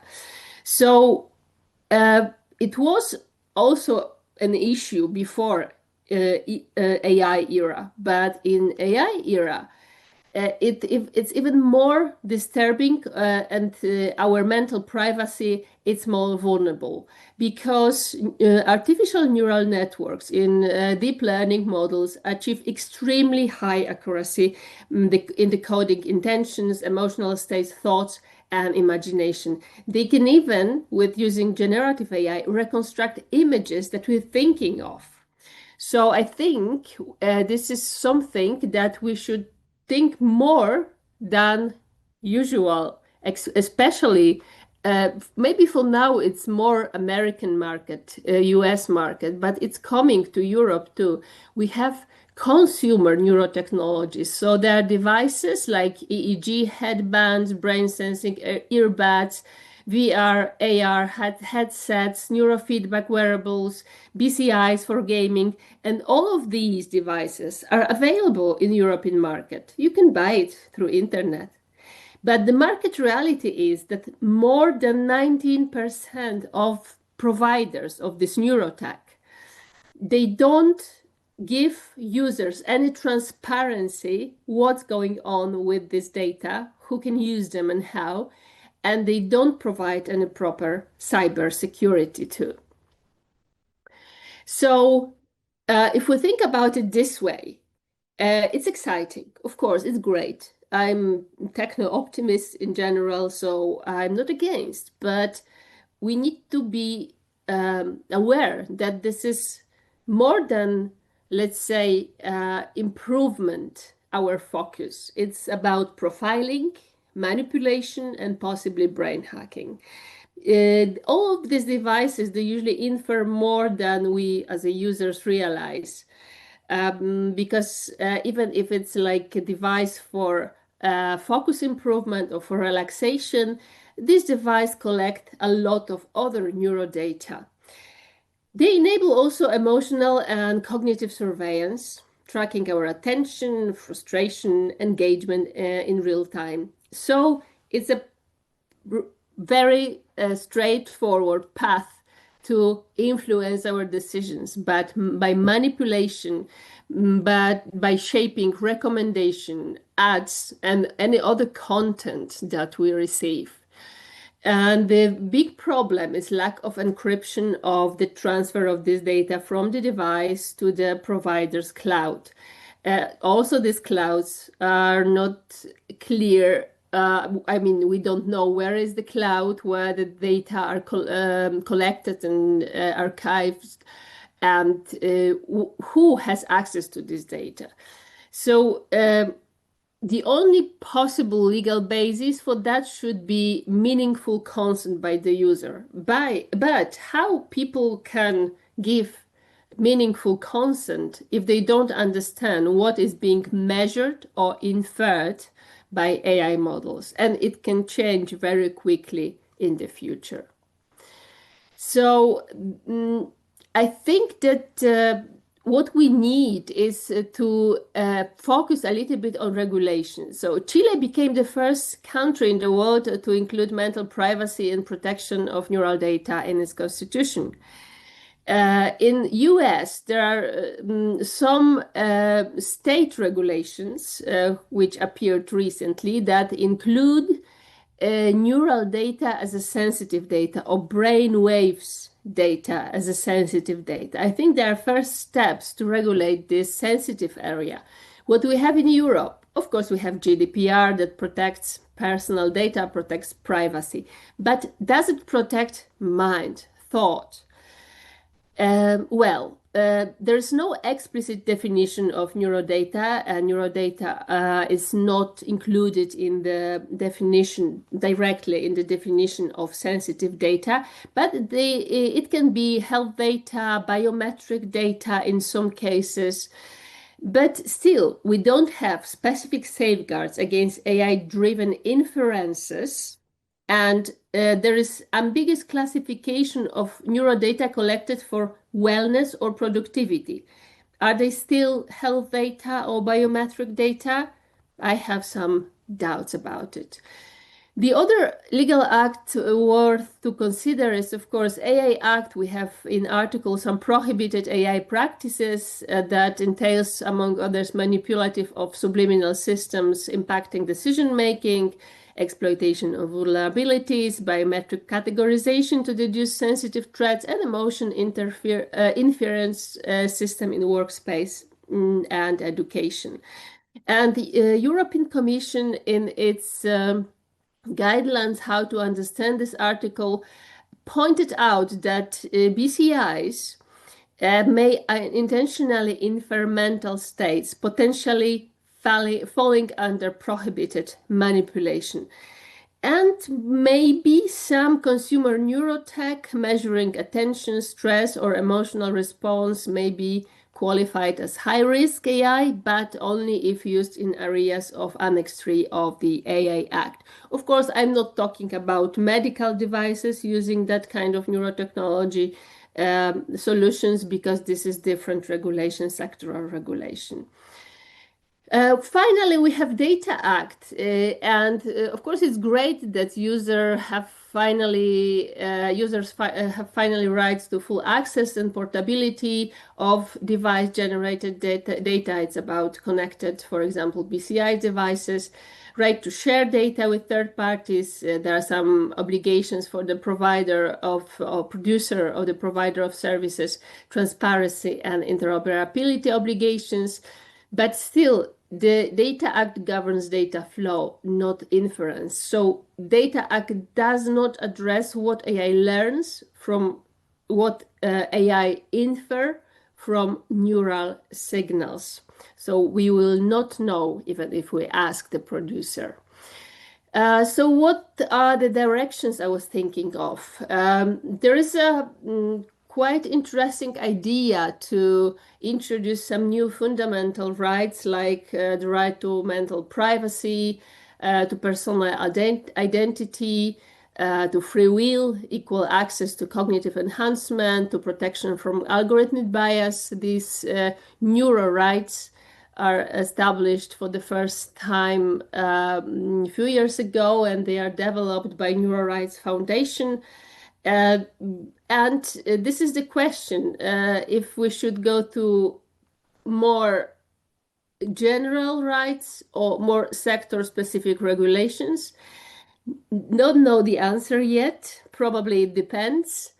But for sure, we need to deal with new challenges connected with data ownership, local processing of neurodata, limits on inference, and cybersecurity, because in this context, cybersecurity may become a tool, a real tool for protecting human autonomy and human rights. This is for now all from me, and I'm waiting for the rest of our panel. Thank you. Gabriela, for your efforts, even knowing that today you don't feel so well. So thank you very much for being with us. Now, let me give the floor to Dr. Dariusz Mikulowski. Doctor, the floor is yours. Okay. Hello. It is very great pleasure for me to be here with you and to present my topic. I try to share my screen. Dialog z zakładkami. Cały ekran, ramka z listą opcji udostępniania.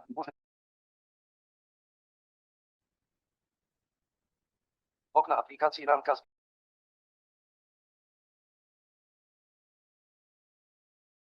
Spotkania.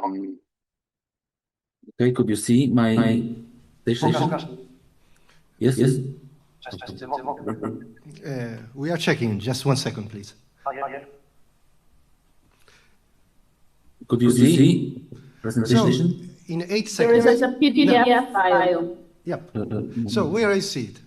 Maybe I am loud because I am hearing my voice. I confirm. We see it. We see it. Okay.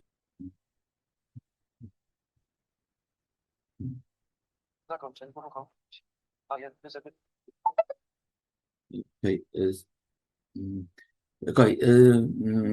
Hello. So I am Dariusz Mikulowski. I am from University of Siedlce. I am working in accessibility topics and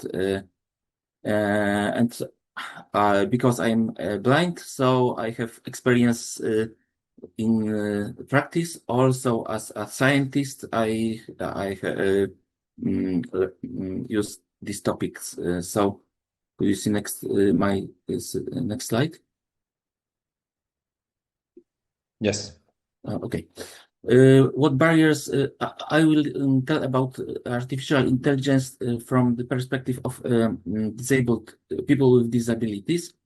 It is very important what my before speaker tells Gabriela, because privacy, it is very important, especially for disabled people who don't want to show their problems on the world, and they want to know what with this data is going. So it is a very important topic at the end. So what barriers, especially on the example of blind visually impaired users, there are some barriers which they can meet. Also with daily life, because to make you can imagine how to make your cooking or your washing your home with closed eyes, or if you don't hear, how to make some activities. It is difficult to imagine for able-bodied people sometimes. So another problems are with spatial orientation and moving. When I want to go to the unknown place, I have to learn how to do this, and maybe I need technical support to this. And learning, of course, in learning, there are also barriers for such people. So technology can help us in this. There are some tools. There are some classical tools, something like speech devices, for instance, thermometers or equipment which measures level of sugar in the blood, or someone with smartwatches. And now artificial intelligence helps also in this. There are some tools which AI is in these tools. For instance, in navigation, we have smart glasses or applications on mobile phones, which helps us to navigate, to go to recognize the obstacles and to neglect these obstacles and so on. In the learning, we have braille devices, so then blind user can use his finger to read this text and to print. So but we always step behind technologies, because technology is going very fast, but it is technology for able-bodied people, not for disabled. So the science and the companies have to work always to follow up these barriers. But there are some tools, and the first computers was in DOS, and then they start to speak. Then in the Windows, we have to wait for solutions. Then now we have the first mobile phones with Symbian system was talk. Before, the blind user have to use this phone without speaking, so they have to learn on memory how to use this. And now there is with new tools also this same situation. We have to learn how to use them, recognize, and then we can. But now, together with AI, there's great step forward. Because we have some tools. For instance, for the blind user, we have Be My A tool, which can describe for us environment. We will make an experiment. So it also helps in communications. We have another application, Sync AI from Microsoft. You can install this on your mobile phone, and it can describe environment for you. And also read the text using OCR or something like this. Also standard programs such as screen readers, which are used to read screen, are enabled with AI models which can describe, for instance, picture, photo, and so on. So for the blind. For the deaf users, we have also applications. Sign All application with it is used a deep learning method to recognize sign language gestures. So the user can make gestures, and this application can recognize them and translate to the text. Then people on another side of communication can read this or can hear this using speech synthesizer. Also, Torrenzone, the similar application. Also for communication, then deaf user can make sign language gestures, and he can talk in this way with another person. There are also another applications from Google, Live Transcribe, which transcribes speech. So people who speaks, deaf user cannot hear this, so this program can change this voice to the text or to the icons and show him this in a graphic form. Also, for the people with autism and problems with communication, there are some applications, especially Prology to Go, AAC. AAC, it is alternative communication, what means that when the user cannot speak, he need possibility to in another way to explain his feelings, his needs, his what he wants. So way is to make application where he can select the icons, pictograms, and another graphic symbols to explain his needs, his things, and so on. So there are some applications like this, Avaz AAC or Pro G2 Go AAC, and also another speech, blues, and symbolic AL. And in these applications, he can communicate. So now we have task. I'm not sure if a good slide is. I have make yesterday. I have make a picture of something, and the AI application makes description. And in this slide should be description of this, so you can read this. Close your eyes and imagine what is this for a few seconds. There is okay. Then picture of this. This is picture, so you can imagine how blind user lives without picture, without seeing imagination, only having text and speech. So we have to always translate this information from text, from speech to our imagination. Especially, it is very difficult in the topics like math or another. So few words about my research. At first, math teaching is very difficult for the blind users. So writing formulas, making graphs, making pictures of the features, and so on.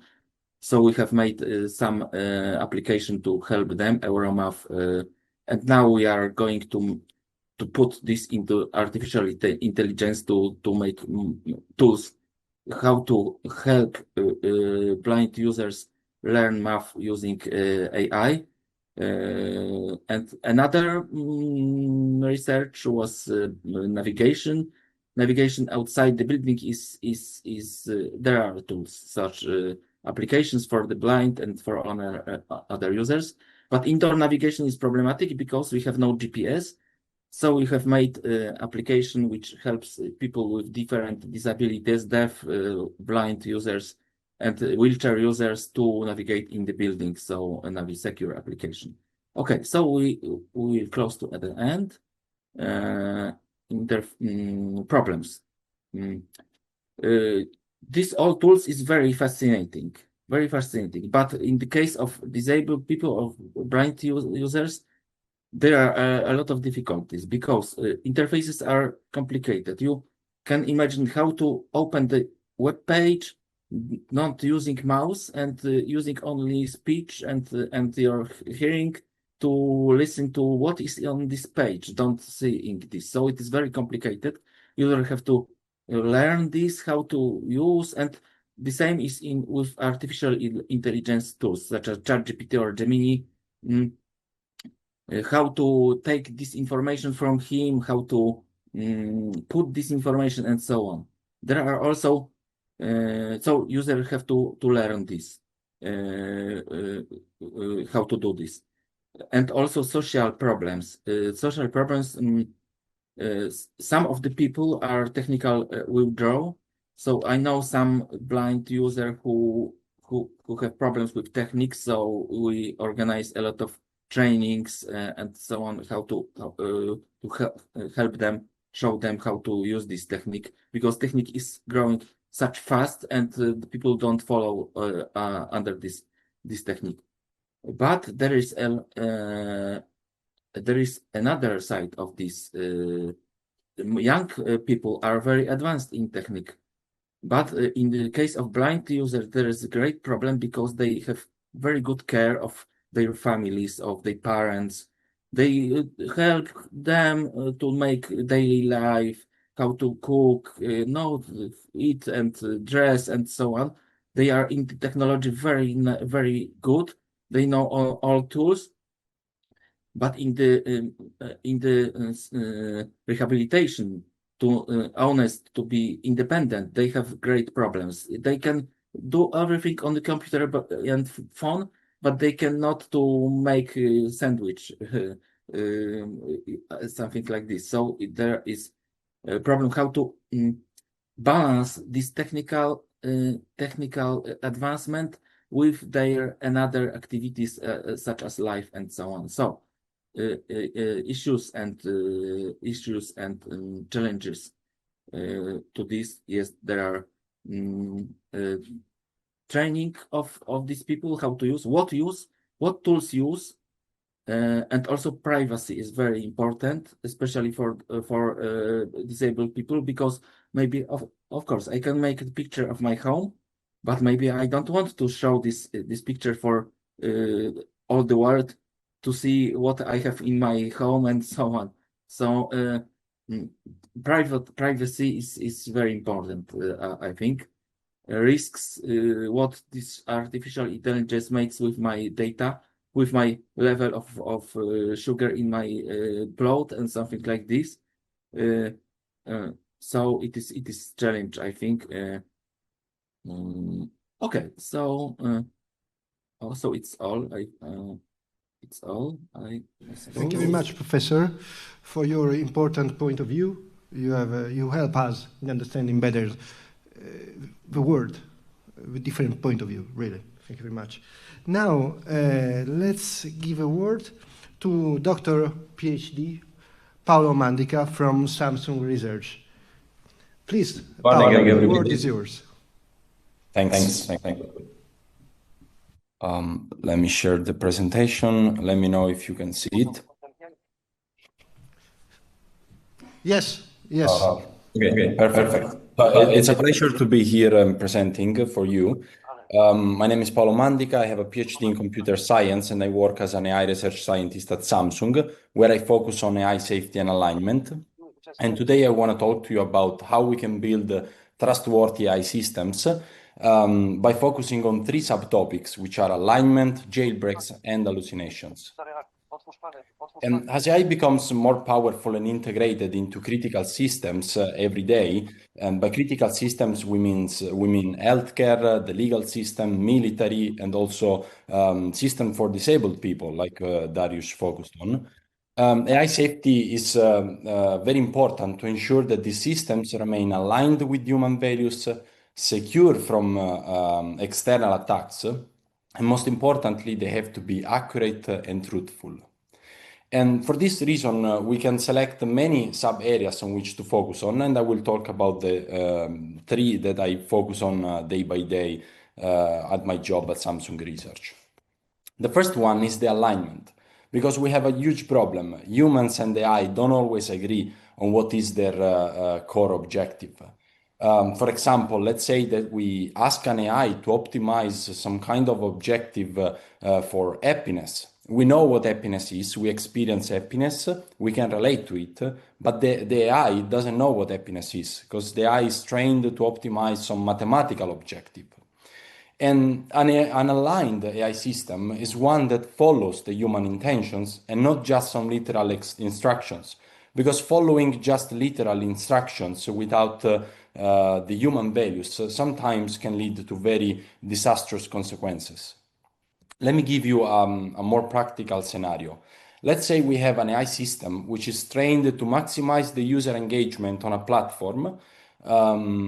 And to do this, the AI, if it's misaligned, will try to achieve this goal by recommending more sensationalist, polarizing, or even false content, because the AI learned that this outrage online drives the highest engagement numbers. And as a result, the AI will succeed in its mathematical goal objective of maximizing the amount of clicks, but it fails at the broader human value of providing high quality, safe, and truthful information, which is at the end what we want. Yes, we want to maximize profit, but at the same time, we want to be good human beings at the end of the day. We have some current solutions which I would say work good enough, but can still be improved with the goal of aligning AI with human values. And we start from the actual training of AI models with techniques such as reinforcement learning from human feedback, where humans rate the AI outputs. And this happens, for example, when you use ChatGPT or Gemini and you click the like button for a response that the model gave you. And then the AI will learn from this feedback given directly by humans.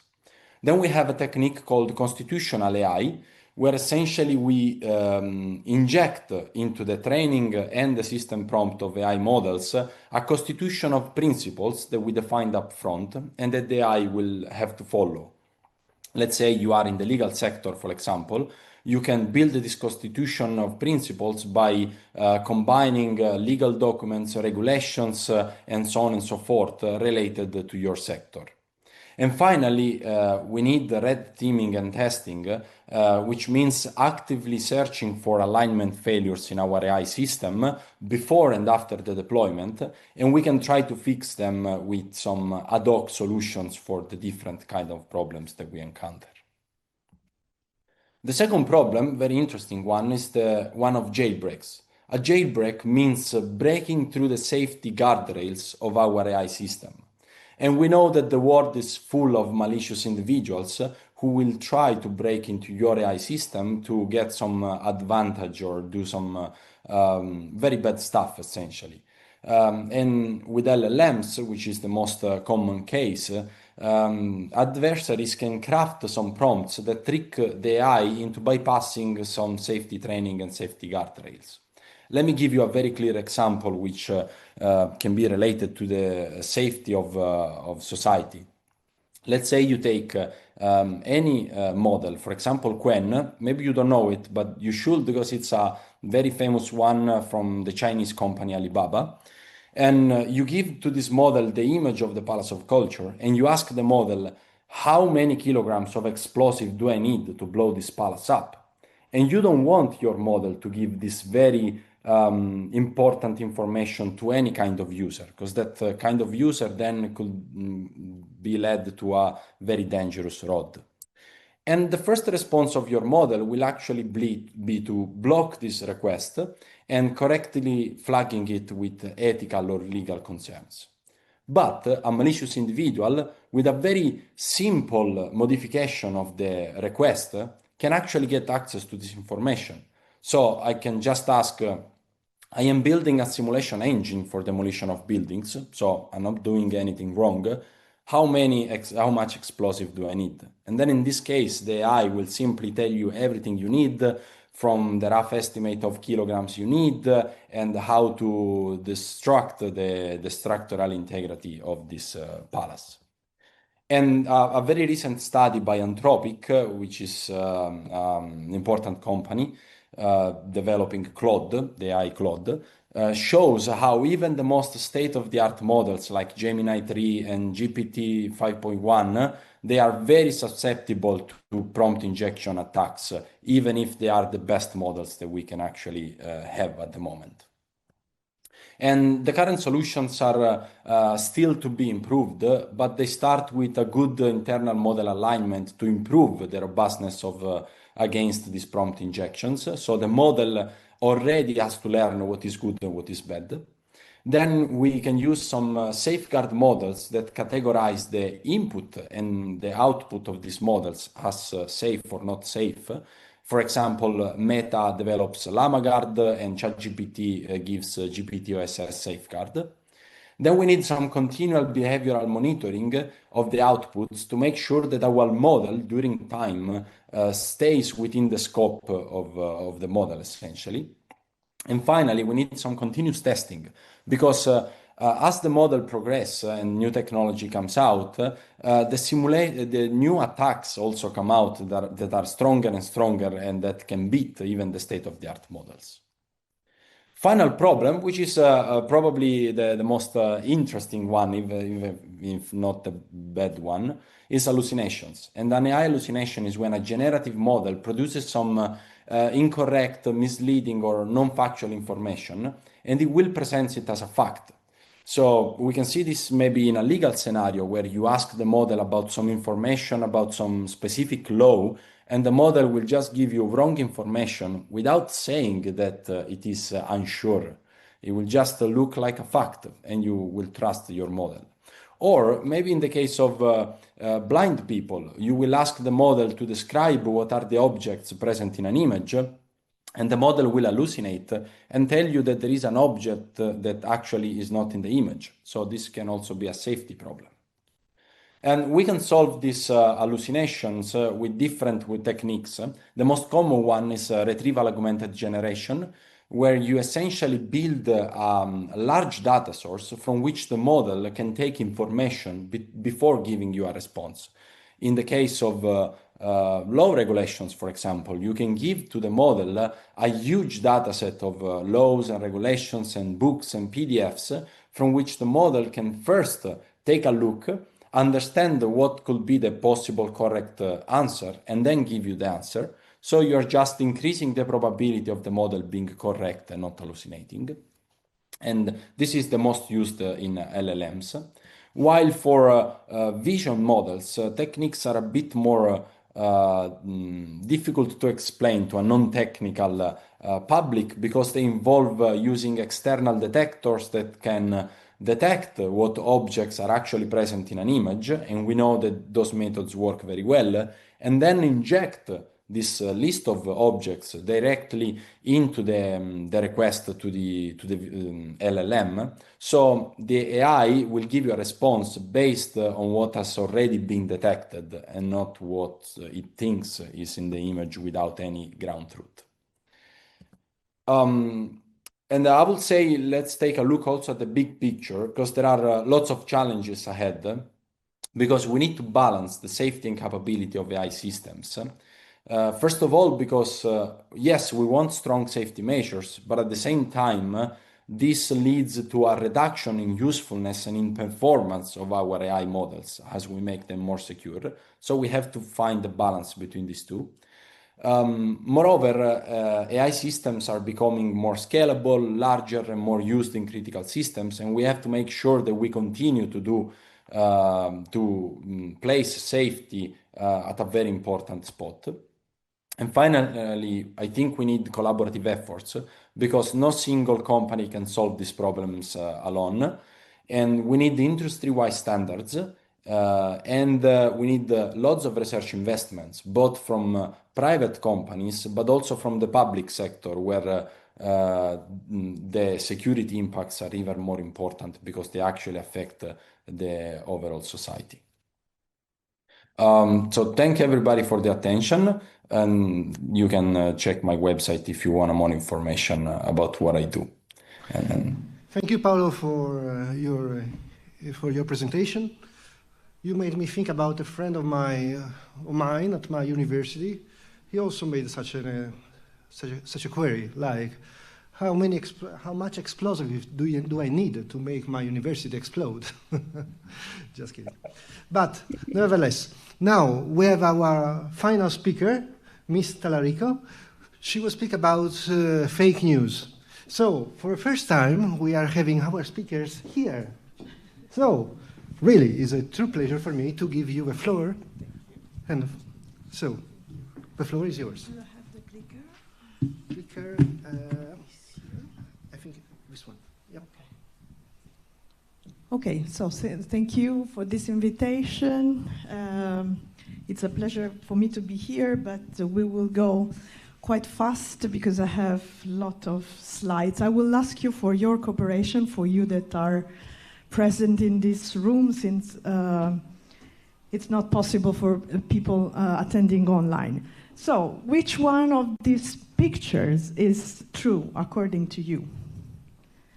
Quickly, because we run out of time soon. Right, so the right one is fake. All of you? Both are fake. This is always funny when I'm asking. So this one is fake. So if we go back, I mean, in my background, I'm a soldier. I'm a captain of the Italian army as a reserve officer. It might not look that I am, but I am. But it's the truth. And instead, this one, if you see, the picture was cropped. So now you can see the reality instead. So this is fake. I will skip my biography, but I want you to focus on the fact that fake news, we are discussing more than fake news, we talk about disinformation, but actually it's not something that started now in this era of computers and AI. But for example, this is a historical background. A donation of Constantine was actually maybe the first fake news. Here we have another case about Napoleon's death. Okay. And same, on the stock exchange, I mean, when we deliver some fake news, there are reactions even on the economic market, financial market. And this other one about the fact that Obama, you might recall maybe when he was elected, actually, this was also in the media outlets, the main ones, that he wasn't born in US. This is a book that I co-authored, and I want you give, let's say, showing you it in Italian, and unfortunately, as for now. But I covered the topic of disinformation techniques, propaganda techniques, used during the war in Ukraine by Russian. The title is Storytelling Goes to War, because in the, let's say, modern era, we are not using just tanks to attack or to defend the country, but actually storytelling is really important because we can influence people using it. So we have Facebook battalions and TikTok regiments, and we can't avoid them. From camouflage to memes, so this is another way to perform war. Russia certainly does not lack narrative ability, because just thinking about their writers in their amazing literature, they are really good in using words. But, okay, do you know this sign? That it's quite used on social media as well. But do you know where it comes from? Very good. I'm amazed. This was invented by Winston Churchill, who was definitely a genius. And he used this time to, let's say, to keep high the morale during the Second World War. And then nowadays, our social media are flooded with different versions of this sign that normally is considered, let's say, the first way to, let's say, to perform and enable psychological operations. That is something that is also in my background.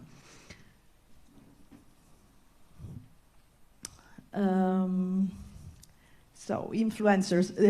This data is about from 2023. It's a huge number, and now 2 years later, obviously has increased a lot.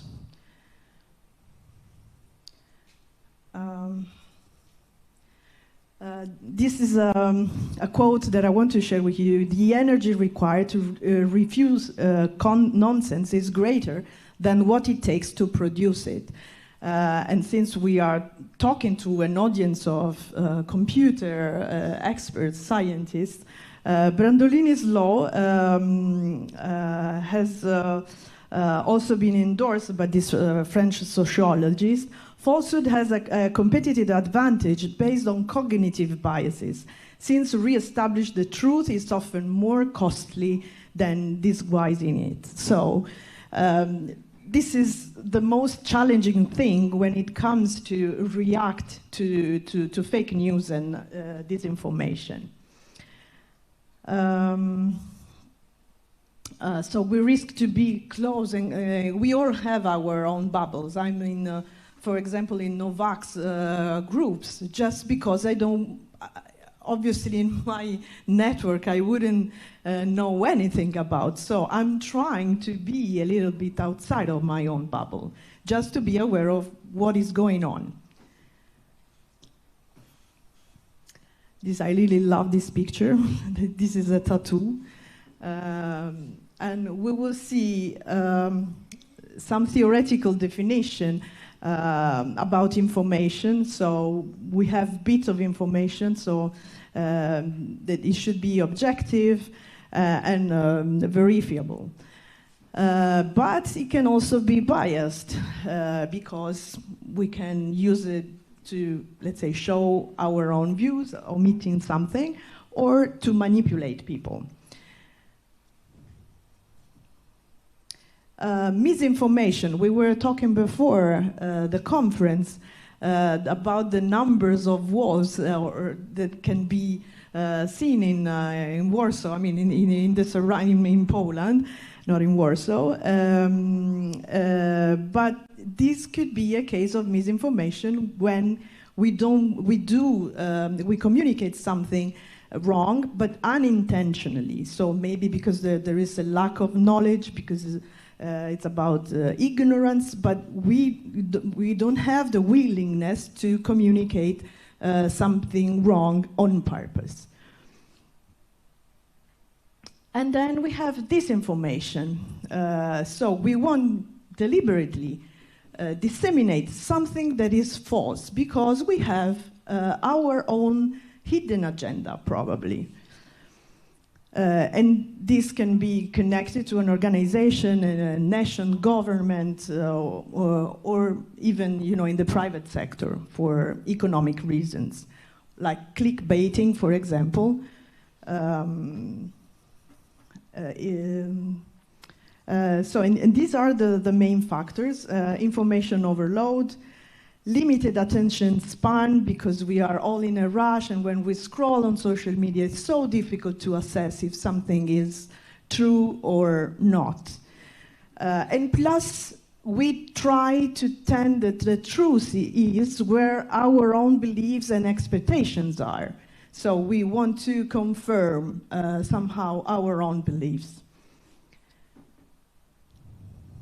Low education level, because this is also, unfortunately, okay, this is just to show you. This is in Italian, but and here we have two famous actors. But we have this kind of memes even in other language, like the same shape, layout, pattern that can be repeated in different languages. And you see the titles. Okay, and here there are some tips. Normally this analysis for me lasts more, but I want to be on time for the break. And here there are some tips on how to recognize in an effective way fake news, disinformation online. So shouted titles, so huge headlines with bright colors, big font size also, misspellings, lot of grammar, typos, error included, normally lot of mistakes. Inappropriate use, like abundance of use of capital letters, and pictures that obviously with AI it's extremely easier to manipulate pictures. The URL, this is really important because it's the first way to immediately spot if a website is an official one or not.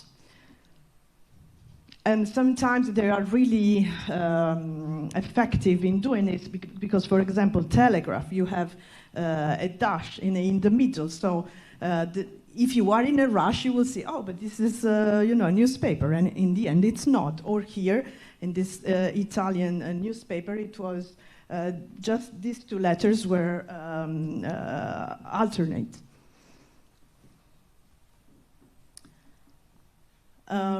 Articles to show some credibility.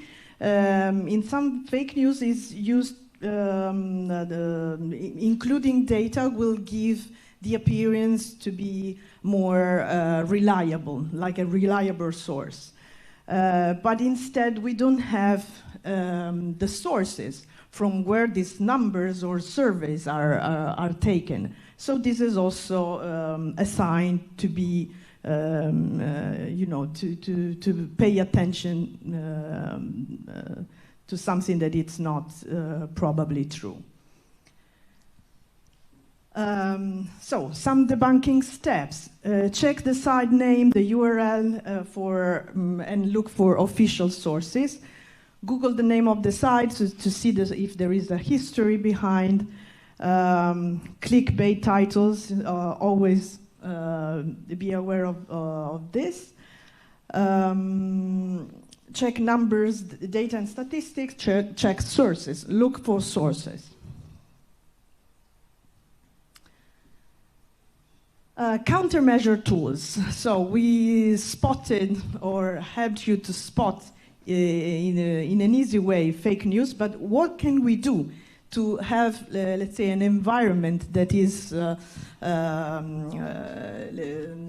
say, better to live in, even if it's online, an online setting. So continuing monitoring, this information is recycled. So since creativity takes an effort, we normally have the same patterns across the countries. So the techniques, memes, pictures used are always the same, and they are simply translated. Or sometimes adapted to the culture of the country. For example, here in Poland, at the beginning of the war, there was, let's say, a campaign of fake news targeting Ukrainians to, let's say, because many Poles were, let's say, angry towards Ukraine because they had some financial aid, for example. So a lot of fake news about the quantity and the way to use this financial aid, for example. This is really important. Don't allow information vacuum. If you are responsible for your organization or public entity, private companies, you have always to say your truth. And if there is a vacuum in the information space, it will be occupied by someone else if it's not you.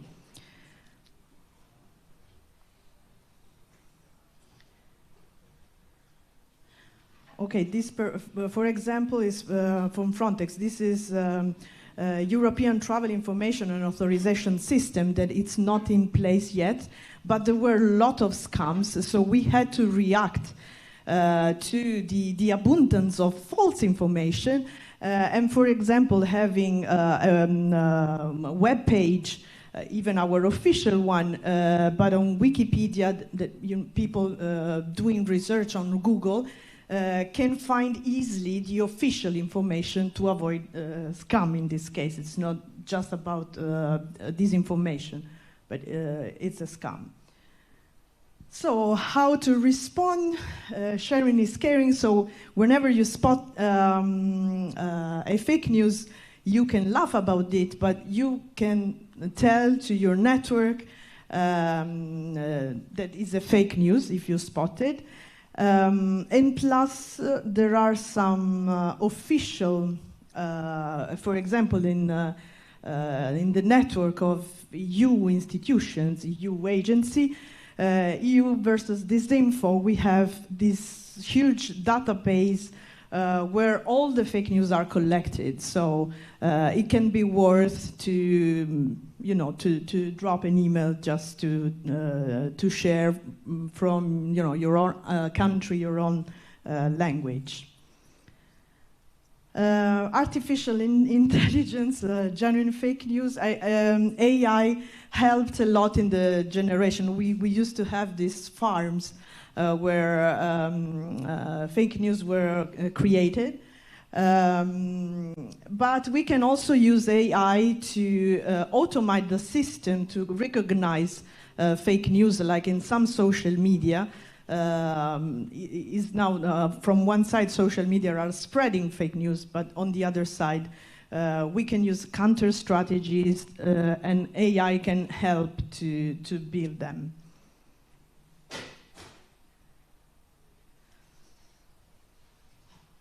Well, so this is my, let's say, last advice. I don't know if you have questions, and if you are interested, you can find more about myself on my LinkedIn profile. Thank you.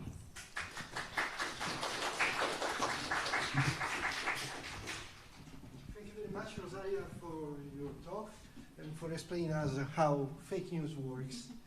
So now I think from the direction that we have time for one question, right? We have received one question from the wall, from the floor, and the question is for Dr. Mikulowski. Dr. Mikulowski, here is a question that I'm going to read. Can you hear me? Yes, yes. Yes, now I'm going to read the question. Question for Dr. Dariusz Mikulowski. What alternative solution for visual impaired people would you like to be available that would be better than the current solution presented? What solution do you consider proper for that are not from the ones that we have now? What could be better? What would be the next step, in your opinion? I'm hearing my voice, so it is not okay. About you mean about solutions that I didn't tell about in my presentation, yes, or which of these one is I'm mentioned to be better, or other is a future as the ones that are not here, but would be great if it's okay. In next steps, I thought my dream is to have a vehicle when I can to go to this and drive to my work without help of another people. I think it is it is a song of future. Yes, but maybe it is possible. So different things helping in navigation in daily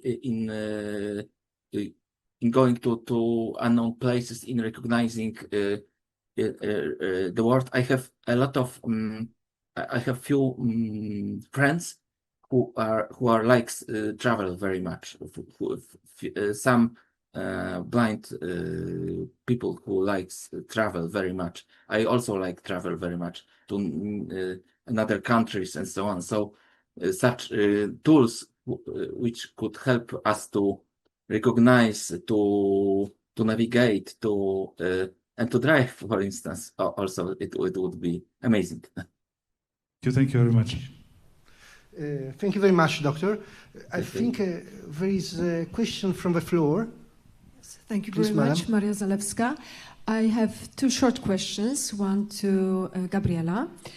I wonder if you could change one thing in the current EU Act, or maybe implement one regulation when it comes to neurodata and mental privacy, what would it be? Thank you for this question. Yeah, it's very good. I was thinking about it quite a lot. And I think that it would be explicitly recognize brain data or neurodata as a sensitive data under Article 9 of GDPR. And maybe next step that for processing of such data, it should be only one valid legal basis as a conscious, well-informed consent of the data subject. And the second question to Paolo. Which of presented alignment methods in the presentation is, in your opinion, most effective preventing jailbreaks? So I will say that definitely the most effective is to already train the AI model with some good technique like reinforcement learning, so that the model already knows what is right and what is wrong. But at the same time, what is available also to the general public is the second one, which is constitutional AI. So you can have a model which is not perfectly aligned for your specific use case and make it more aligned by introducing these constitutions of principles yourself and have essentially a better model without relying on the company that develops it. Thank you. Okay. So I think that we are running out of time, right? Yeah, a bit. Yeah. So I thank you very much, our wonderful speakers, for your time, for volunteering. Truly active society, I would say. And I hope to see you next year. Thank you very much. And to you all, viewers scattered around the world, I would like also to thank you for your participation. And for sure, see you next year. Bye-bye. Okay, thank you. Thank you. Thank you very much. Thanks again for the speaker, and thank you, Luigi, for chairing this discussion. And we are now ready for a coffee break, and we'll be back 1:15 for the first of the two invited talks. So see you in about half an hour.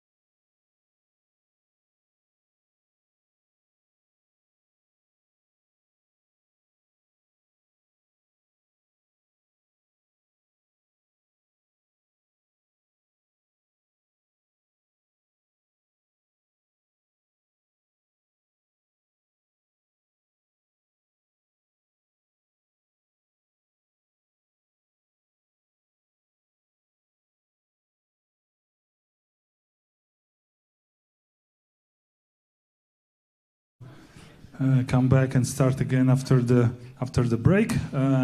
Now we have time for invited talk. The speaker will be Dr. Engineer Magdalena Wróbel-Lachowska from Łódź University of Technology. Welcome, Magdalena.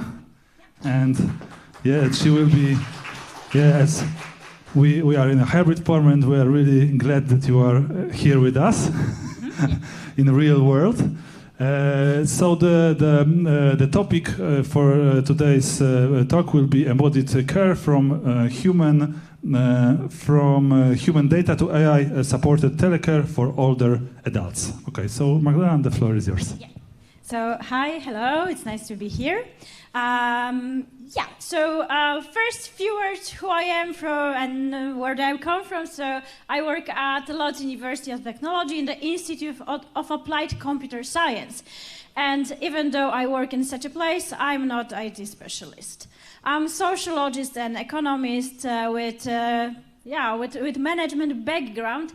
And what I do in my team that is dedicated for human-computer interaction is taking care of human factors. So I specialized in ergonomics and human factors in interaction design in anthropotechnical systems. So apart from being a teacher, educator, and a human-computer interaction researcher, I also put quite a lot of effort of popularize knowledge. So I also work as a science communicator. I conduct podcasts of Łódź University of Technology that are called in Polish Sztuczna Inteligencja po ludzku. So maybe let's translate it like a human side of artificial intelligence or human face of artificial intelligence, but I also very often conduct conferences and moderate debates. So this is about me. I wanted to say it because that will explain a little bit my perspective in my talk. That will not be technical perspective. That will be rather social and economic perspective of the issue. So what is the purpose of my talk? So I would like to briefly introduce you with the concept of something that we called as embodied care, that can be a way of rethinking, re-engineering AI-supported telecare systems. I will explain every term later on for older adults by framing human data not as something neutral, but rather as something expression of human experience that should guide empathic and empowering technologies. And I'm really happy that sometime a few minutes before there was a presentation about very similar things, because I will also emphasize the same aspect of human data and about how meaningful it is and how aware we should be about what information about that so we can spread to others. So before we will move to things connected with telecare systems and human data, short background. So what is the social and technological context of the issue? So there are 6 main aspects that I would like to emphasize now. First one is that European, let's call it as a Western society, is aging rapidly. So if we will look at statistics, in a few years we will have more than 25% of people who will be considered as older adults. Of course, this barrier is changing. So some time ago, we could say about someone who was 50 that he is an old person. Now, when someone is 60, he's not considered himself as an old person. When someone is 70, she or she, still they are not considering themselves as older adults. However, we look at this term based more on, let's say, economical definitions, okay? So this is something that is more connected with all the retirement issue and so on. So let's consider it as someone who is above 60 or 65, depending on the gender. So another thing is that healthcare workforce lacks plenty number of workers. So there is really big need in this issue, in this area. However, there are no proper workers who can provide needed help. Third thing is increasing demand for home-based continuous support. Very often, older adults live alone in their apartments on the 3rd floor without elevator. So it means that maybe it can be some sort of prison for them. It is really hard for them to go out for a walk, to go out for shopping or something like that. That's why also home-based continuous support is really needed. Another aspect is that, of course, on the market we've got plenty of telecare systems that can support users, older adults in this case. However, most of those systems are rather reactive and impersonal. So this is just a regular device that someone can wear on hand, and then we've got some flow of data, and maybe there can be some reaction from the side of telecare assistants. However, artificial intelligence, especially generative artificial intelligence, gives us a huge opportunity in the aspect of more proactive, personalized care. And the last thing is that we really need to think about this human-centered and dignity-preserving care system. So, of course, we can design technical device. Of course, we can design some advanced system. However, we always need to remember who is a part of the system. So on every end of the system, there is a user, older adult, part of family, this remote caregiver, medical services, and so on. That's why this human-centered approach is really important. So after this short introduction about the context, of this issue, I would like to start with human data. How I understand human data and how we understand them in our team. So we can consider human data as data that originate from, they're coming from our body.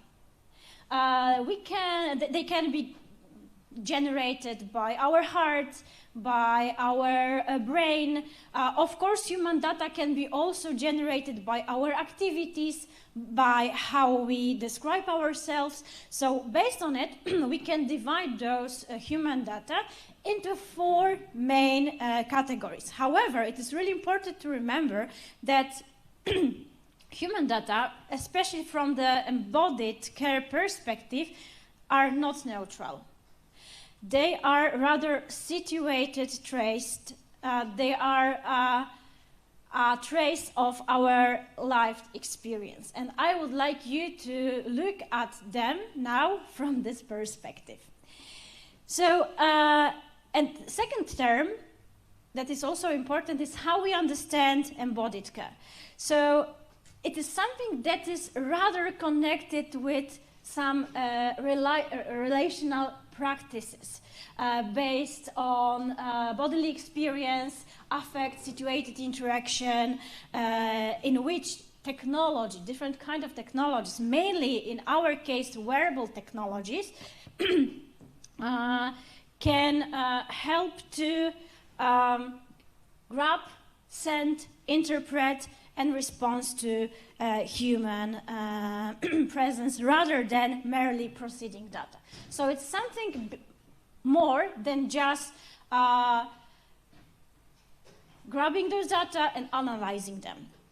And based on what I've previously said, we can categorize human-generated data into 4 main categories. First one are biometric data. They were also already mentioned during previous presentation. So what is embodied in this part? Sensing body. So of course we can analyze live signals, like heart rate, temperature, other aspects connected with how our body functions. And they are usually, because our systems are designed like that, they're consciously and continuously grabbed by systems. Second typology is called affective data, and what is embodied in this aspect is the expressive body. So this is mainly our facial expression, our gestures, body language, and all other things that can show what is happening actually inside of us. So if we look at how emotions works, it is not only about emotions, because it is said that usually emotion lasts approximately 90 seconds, but also what are the consequences of this emotional state. So how our body reacts to this emotion that appeared. Then the last group are behavioral data, connected with what we do, so with our actions. So the embodied aspect is the acting body. So what we do, how many steps we do every day, are we moving fast or slow, how long we sleep, what are our everyday behaviors. And then, of course, this behavioral data also can be connected with what we scroll, what kind of web pages we visit, and so on. This is just tracking of our activities. And the last part is declarative data that are connected with narrating body. So this is something that we think about ourselves, how we describe ourselves also in the context of technology. So looking at those data, so first biometric, something super simple, my own data from my own device. So those are basic things that can describe our I don't want to say that they describe our, let's say, health, because it's not enough in this case, but they describe our like vivid signals. Of course, we can say that, oh, okay, my heart rate now is 75, now it's like 98. For someone, 98 can be a lot, for me not. Yeah, I'm always, I'm high-paced person, so for me, I feel absolutely perfect with this heart rate. So, second group is affective data. My face looks so strange because I really wanted to achieve 100% in every emotion. And it was really hard, so I was doing a lot of strange things with my face, with just a simple app that you can just upload on your device. So based on very, let's say, delicate aspects of our face, we can identify a lot of emotions. Of course, artificial intelligence, especially generative, can do it without any app. 2 days ago, I do a lot of, let's say, experiments on myself, and I put a few pictures of me to my ChatGPT, and I ask about analysis based on my face. So I put few pictures from different, let's say, situations, and it perfectly described how I could feel in particular situation, and it was really good. This let's say, explanation, description was really very close to how I actually felt on those pictures. So he was even able to see a tension in the face. So even though there was a picture on which I was really smiling, and from my perspective it looked really cool and chilled, he noticed some elements and just described them. So this is also a very important aspect that can be used in telecare system. So if we will use camera to analyze facial expression, we can learn a lot from that kind of information. Then we got behavioral data, also my own,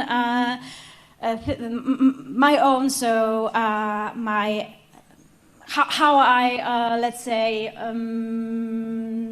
I'm looking for a word. So let's leave this word. So what are my main everyday paths? How many steps do I have every day? What are my typical paths? Where is my work? Where is my home? So those are also very insightful data from the perspective of telecare systems, especially if you would like to analyze aspects connected with the influence of activity on the health, or if you would like to see where are the most problematic, let's say, geographical areas for some person. But also other things like how long time we spend on particular, let's say, apps, scrolling, watching movies, and so on. And yeah. This is just example, how can we use our everyday activities, our everyday actions, and how they can give us some insight about what we actually do. So checking Facebook, location, interaction patterns, reading time. This is Facebook, but it can be whatever we want, yeah? So if we look at that kind of data from the perspective of our users who are part of this telecare system, we can learn actually a lot. We can combine plenty of data to create a whole view of a person. Maybe I will just jump to the last point, yeah? Using ChatGPT or other AI tools, prompts, topics of interest, emotional tone, usage time. Of course, now our users, typical users of telecare system, they don't use GPT chat. Okay? However, they will start to do it. Look what people started to do in GPT chat. Who of you ever discussed their everyday problem there? You never done it? Everyday problem. Like, for instance, last time my mother sent me an SMS and I really had no idea what to answer. So I asked ChatGPT, please help me. And she was so happy. Because if I will react from my, let's say, natural position, probably I would be a little bit aggressive, yeah? And I thought maybe it's not a good way. Please help me. A lot of research shows that people started to use GPT chat or other generative artificial intelligence as a substitute of psychologists. Unfortunately, especially among younger people, there is a quite high percentage of people who resigned professional therapies and started to discuss their problem with the GPT chat. So from my perspective, this is something interesting and unique, because something that was reserved only for us, our minds, our doubts and everything, started to become part of artificial intelligence. So for me, this is a little bit frightening thing. However, also it is quite interesting from the perspective of building systems.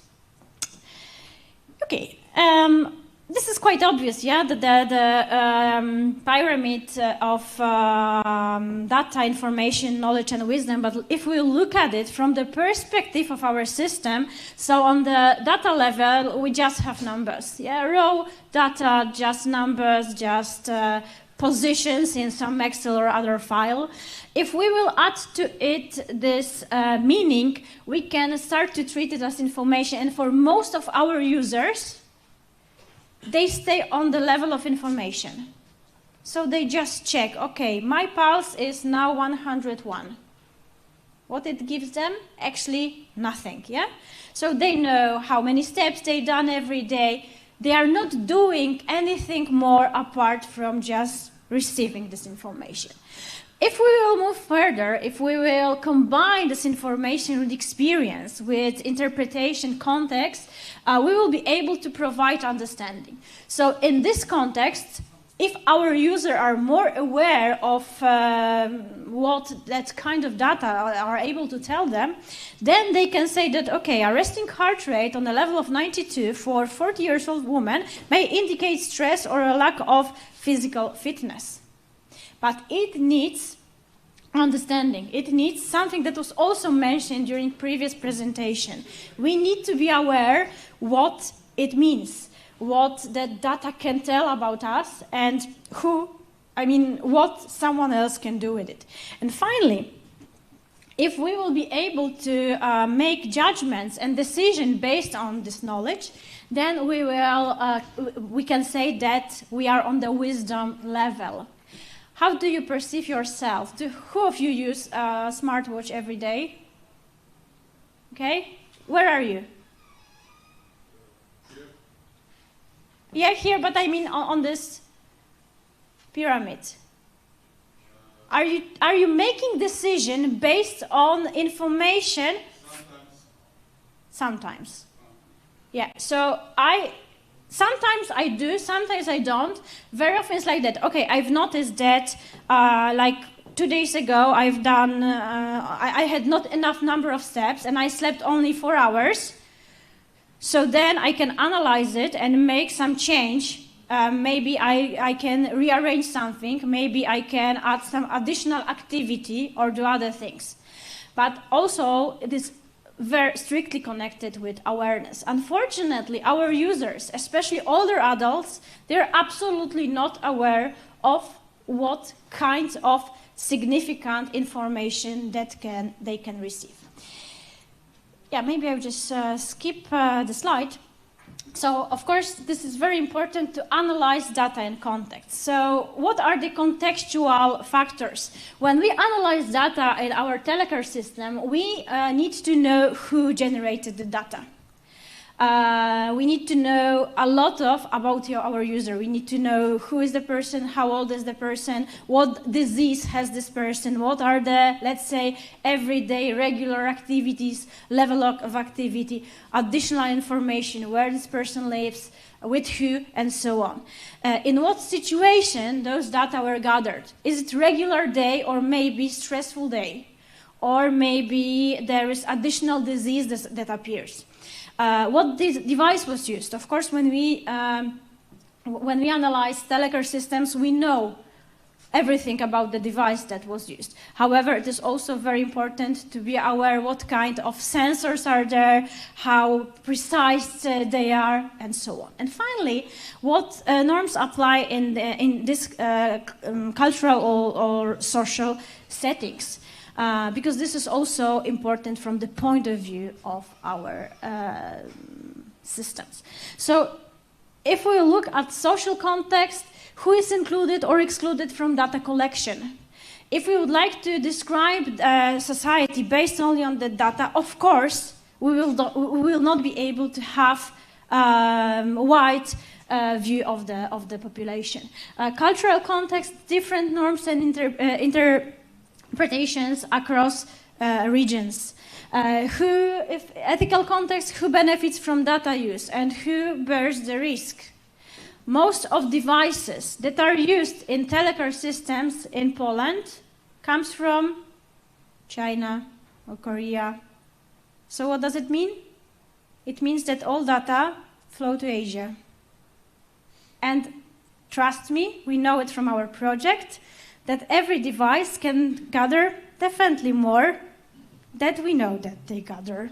Yeah, we had once malfunction in a system. We ordered the device, and we had some requirements for the device, and we had problem with it. So we asked producer to help us to, receive those data again, and we received much more than we wanted. And then we realized that it is quite interesting that additional information can also be collected, yeah? Even though from the technical point of view, it was not clearly visible that it is possible. Okay, and now let's move to the last part, so telecare systems. I would like to describe the telecare system based on projects on which we worked on. So this is first project. We were not part of this project. This is just a description of large-scale remote health monitoring program that was implemented in Łódź in years 2019, 2021. So very hard time. Yeah, pandemic time. more than 2,000 participants, older adults from Łódź, took part in this program. So it means that they received a device for 2 years. They received free support, telecare center support, with also medical support. Each of them received this wearable device with instruction, with professional consultancy, and access to this remote monitoring center. And what we've done in this project, so at the end of the project, just after the end of it, we decided to conduct interviews with users. Interviews in which we wanted to know how they perceived that kind of program and how to design similar programs in future. Apart from interviews, we also analyzed the data from their wearable devices, because we received the access, of course, anonymized access to those data, but also we were able to grab some information from it. And it was really interesting. Plenty of users never used the device. So they had it and it was somewhere. Reasons, there are plenty of reasons, like they don't need it even though they wanted to take part in it. For some of them, they felt that it looked too expensive and they were afraid that they will destroy it and they will have to pay. For some, it was uncomfortable. Some just put it when they were going out. But there was also a group of users who wear that device for more or less those 2 years. So we concentrated on those users who wore this device, but also who had at least few interactions with telecare system and who used alarm button. So who at least had the interaction with also some medical services. And what we've learned from those studies, so first of all adults want support without surveillance. One of the reasons why they decided not to wear it was that fear that they will be controlled too much. So I knew there was someone out there, someone who would receive the signal, so they wanted support, but they didn't want to be controlled all the time, especially by their family members. Because a family member is part of the system, can in every second check what older adult is doing. Do you control your kids? Like there are some smartwatches for kids. I don't want to have something like that for my daughter. Why? Because I know that I will control her too much. I'm afraid that I will do it, yeah? So there are some parents who use it just for problematic situations. There are some who control this kid every time. Human presence. This is also very important, that they felt that those telecare assistants are there, they can help us. Best system adapts to routine, context, and lived experience. So it is also important to design comfortable devices, because otherwise people will not use it. If they are too big, if they are not easy to put on, especially when someone has problems with hands, it can be problematic. And trust grows when technology is transparent. So if our user had no idea how it works, they were not willing to use it. It doesn't work, yeah? Because my sons told me that it doesn't work. They don't see results because on the screen there was just information about the time and about heart rate, nothing more, yeah? So those are the crucial things connected with this project. Apart from it, after that project, we decided to conduct a project with a company that has their own telecare systems. So we finished first project that was concentrated on personalized telecare system, integrating a wearable wristband with non-invasive sensors and telecare platform. So we finished this project, and now we do a project about predicting cardiovascular events, also based on wearable devices, and this is also part of telecare system in it. So how generative artificial intelligence can be implemented in such systems? So first of all, contextual explanation of health data. Jump from information level to knowledge level. and maybe finally to wisdom level. Without proper explanation, what we have, what we received, our users will never be able to understand it in a way they should do it. Adaptive reminders and guidances, everyone needs totally different ways of communication. Personalized tone, pacing, and support style. Personalization is generally the key. Yeah? Sense of safety and care rather than surveillance. So don't design such systems in panoptical way. So don't create another prison because otherwise users will never use it. Natural conversational interaction and reduced feeling of isolation through empathic, contextual aware communication. Of course, it sounds strange, yeah? People should talk with people. This is, I mean, from my perspective, the most important thing. However, sometimes it is impossible to do it. So in that case, this simulacrum can work. Maybe I will also jump the slide about how to do it, and I will move to insights. So the issue is to move from human data to supportive telecare. So shift from passive data collection rather to relational, responsive, transparent care in which we should interpret, experienced, concentrate more on it, not only on data, on signals. Practice presence, not surveillance. And key ideas, care is as interaction, not supervision. Autonomy and dignity as design foundations. And trust built through clarity and communication. This is from my perspective, this is a very important aspect. And because I don't have much more time, so I will just leave you with this slide. So those are things that should be always considered, not only in this telecare system, but in every interactive system. So autonomy versus safety, transparency of AI decisions, avoiding over-monitoring. This is something also very addictive.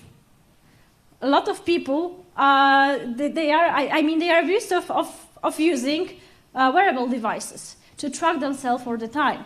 On the one hand, we've got free flow of data with trust. So the positive aspect, this is the way to which we should try to get. On the other hand, we've got risk of data colonialism.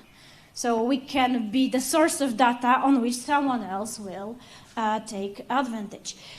So I will just sum up with the statement that human data is a new oil, but only when collected, analyzed, and interpreted in responsible, contextual, and trustful way. And I think this is not only hint for telecare systems, but general, let's say, advice for every interactive system in which we've got, especially older adult users. Thank you very much for your attention. Thank you very much. It was really interesting and inspiring. Just maybe as a short comment, because we are a bit out of time. We all tend to think about the Gen AI as a being, yeah. And like you, Magda said, yeah, about ChatGPT, I do it myself also, yeah. But it's not. But we should remember that it's not a he. This is not something living. Yeah, this is just an algorithm who actually, in fact, doesn't know anything. It it's just a matrix of data. Yeah, AI doesn't know what things mean. Yeah, because he didn't touch grass. Yeah, we could joke like that. Yeah, but I think it's also very important from this perspective that people who use, like in this telecare scenarios, people should be aware. Yeah, what they are interacting with. So I think that maybe education, yeah, for the patients, for the users of such equipment is also very important for them to know what are the real capabilities and what they are actually interacting with. Yeah, so probably this is an important thing. So. Thank you again. It was really interesting presentation and thought inspiring. We are now ready to move to the next point in our agenda. Invited talk: human technology interaction in the business environment. A case of an AI-driven addressable TV platform for real-time programmatic advertising and dynamic ad insertion. And we have our speaker, Professor Adam Gałuszka, with us. Okay. Hello, I'm online. Can you see me? Can you hear me? Yes, I can hear you. Okay. It's great to have you here with us. Because we are a bit late, then without further ado, the floor is yours, Professor. Okay, so thank you very much. It's my big pleasure, great pleasure to present the paper. I wish to be in Warsaw, but yes, that's it. I would like to show you the results of one of the projects that were run by the Warsaw Stock Market. I would like to show my screen. Let me check if I'm able to do that. So now, if all is okay, you should be able to see my screen. Where is the presentation? Is it correct? Can you see my presentation? Okay. Yes, it's fine. Yes, thank you. Thank you for the confirmation. Okay, so thank you for the introduction. The title is, as you see here, and I would like to say that listening the previous very interesting talk, in many aspects, we meet the problems and we try to solve it, where was mentioned by Dr. in the previous talk. But here we add to our considerations also, we add the money to our considerations because it is project run by the Warsaw Stock Exchange, which now is dealing with many projects extending the domains. It means using the experience of the Warsaw Stock, they extend the domains. It means that they start the cooperations with the scientists. We are very happy from that, mainly in the field of artificial intelligence or general, more specific, like the machine learning algorithms, in order to increase the efficiency of auctions in many aspects. Yes, so traditional, it is the trading, but one of the projects that was successfully finished previously was connected with the logistics. And here you have an example of the better placement of advertisement. So that is why we were interested in that topic. Please let me go to shortly describe the motivation of that. So it was noticed that there are some limitations for the traditional approach in TV of placing the advertisements. When we use the internet media, we know how the ads are precisely fits to our needs, let me say, if we have such needs. And the traditional TV has not such possibilities. But there is a possibility to extend these things in the following way. Please note that in that problem, we have generally 4 actions are played. Let me say, if the problem will be treated as a game problem, they are treated something like that. It is the auction. So we have the advertisers, we have the operators, we have the broadcasters, and we have the end customers. Yes. So we would like to use the information coming from all of them. Some informations are limited, some informations are more rich, let me say, yes, and combine it in order to more accurate assign the advertisement to the final customer, and with additional constraints like having the same budget. Yes, so the advertiser, sorry for that, keeps the same budget. It is our assumption, but he will have an opportunity to more precisely targeting the advertisement. So to join these 4 actors efficiently, And to build such auction platform that joins mainly the broadcasters and the advertisers in order to go through the operators to the final customers, the machine learning algorithms are very useful, yes, because they allow us to build a system of high automatization level that automates all these aspects and allows, as a result, we'll see, almost in real time to choose the proper advertisement and to send it to the viewer. Of course, there are limitations because final viewer there is not known.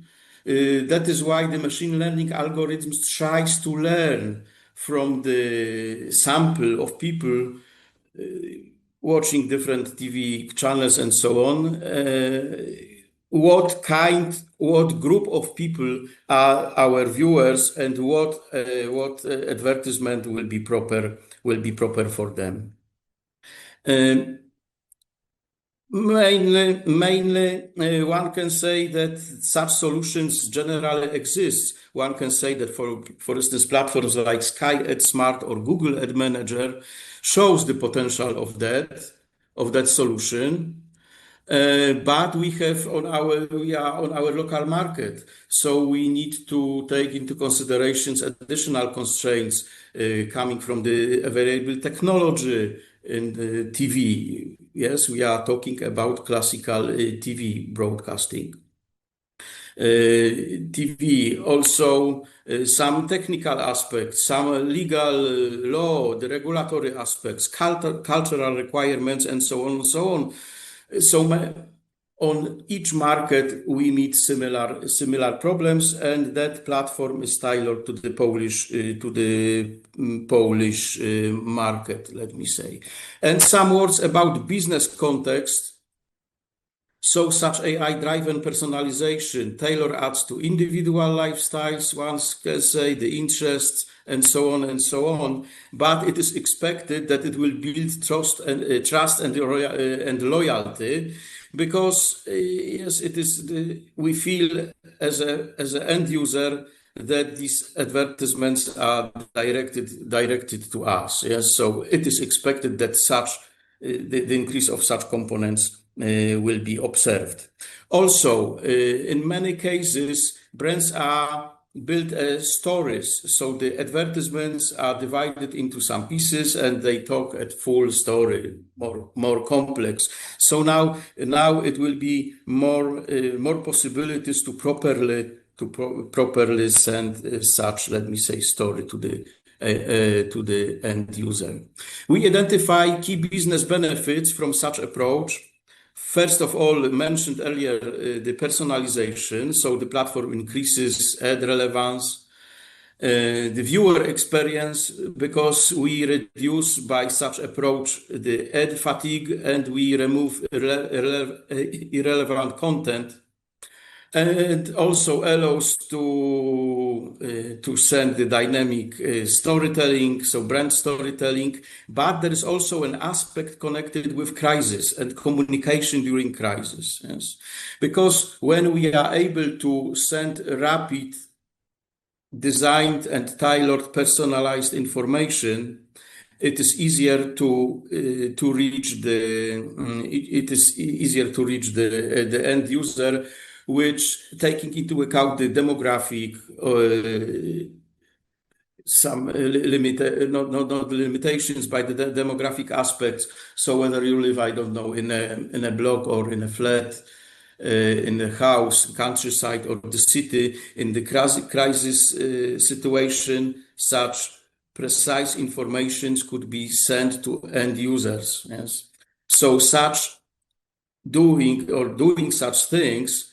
So having the ability of tailoring this crisis information, it is expected that also the reputation and trust to the broadcaster can increase. So it seems that finally it could be also treated as a win-win strategy for almost all actors that are taken into account in that problem.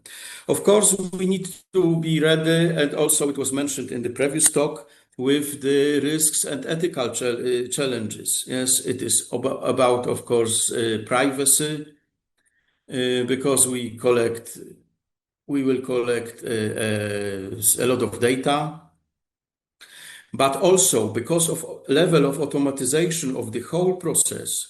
It means the decisions which ad should be sent to each end user or group of end user. We'll see on the example that, like in machine learning, our end users will be divided just to groups for which we are able to receive from which we were able to receive the data. So there is a content placement risk. Yes, so if it is done rapidly in real time, this choice of the ad, there is some risk. Then the content will be not proper, controversial, or yes, not satisfying all requirements for such content. Additionally, the algorithmic bias mentioned here also can cause discriminatory targeting, excluding some social groups from the marketing offers. So these three shown here components should be taken into account when designing the platform. So finally, the strategic recommendations identified here to build a system that could be applied and could be sold on our market in Poland is to have the transparent data practices applied here. The content filtering tools should be also applied. The bias auditing should be applied in order to limit this undesired or to cut this undesired behavior of an algorithm. And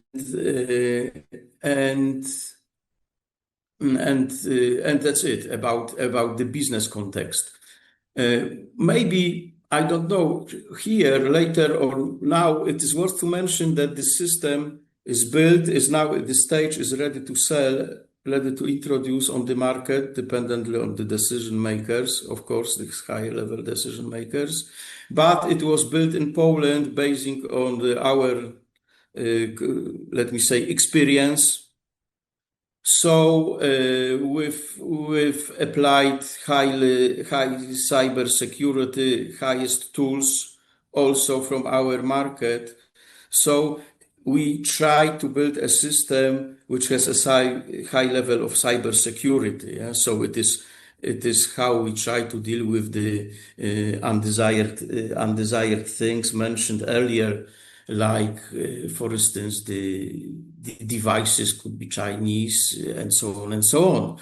Please note that also in that case, the device in the end user delivered by the broadcasters also are delivered from the different companies. So there is a risk here, but let me say the core of the system is cyber secure, is secure from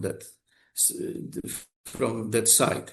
Let me now show you just a little bit of technical aspects, so you see some exemplary profile of the users. Maybe it is not so interesting, so let me skip it. And show the two sources of data. It is the traditional TV. So the one source of data is that shown here, customer relationship management system, so-called, when we have the subscriber information like age, gender, location, and so on and so on. These data are used to validate behavioral profiles. It captures billing and service detail. And this module, this system, first source of data, is treated as a baseline for testing prediction accuracy. But we have the decoders that also are able to send a return information, and they are called here the return path data decoders.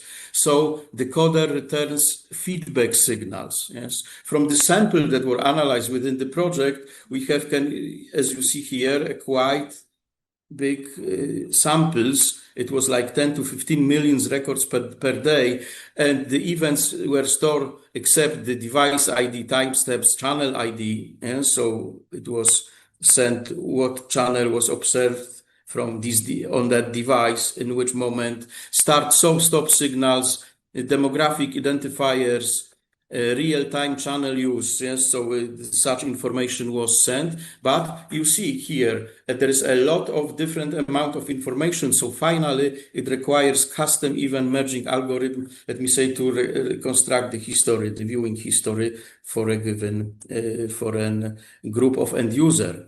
And the sample we used to learn, to train the machine learning algorithm as a one aspect, of course, of the project is given here. It is ordered, decreasing order of the amount of people, of the number of people that from that we collect the data. So you see that it is highly unbalanced data, very difficult to deal, because we have for younger people, it seems obvious, yes, that for younger people we have a low number of people with let me say agreed to take part in that research, a higher number of older people. So it is one part of the data. The second part from this machine learning algorithm, one of the machine learning algorithm is shown here. So it is the 4 day parts, and we have some also 17 classes or TV show categories. So we tried to check where it is able, let me skip, where it is if we are able to identify the group of targeting people, one from that 17 groups, giving the data coming from the decoders and combining in from the data like localization and from this first source, yes, of the information. It is presented here, the confusing matrix. We know that the best it will be if on the main diagonal will be only the highest numbers, and outside this main diagonal of that matrix, of the table, there will be as low numbers as only possible. You see that it is different for different group of peoples, but on the right side, you see the precision that is not so high, but is quite high comparing to the, let me say, the random chance we have here. But dependently of the group, we received finally up to 60, more than 60% of the accuracy.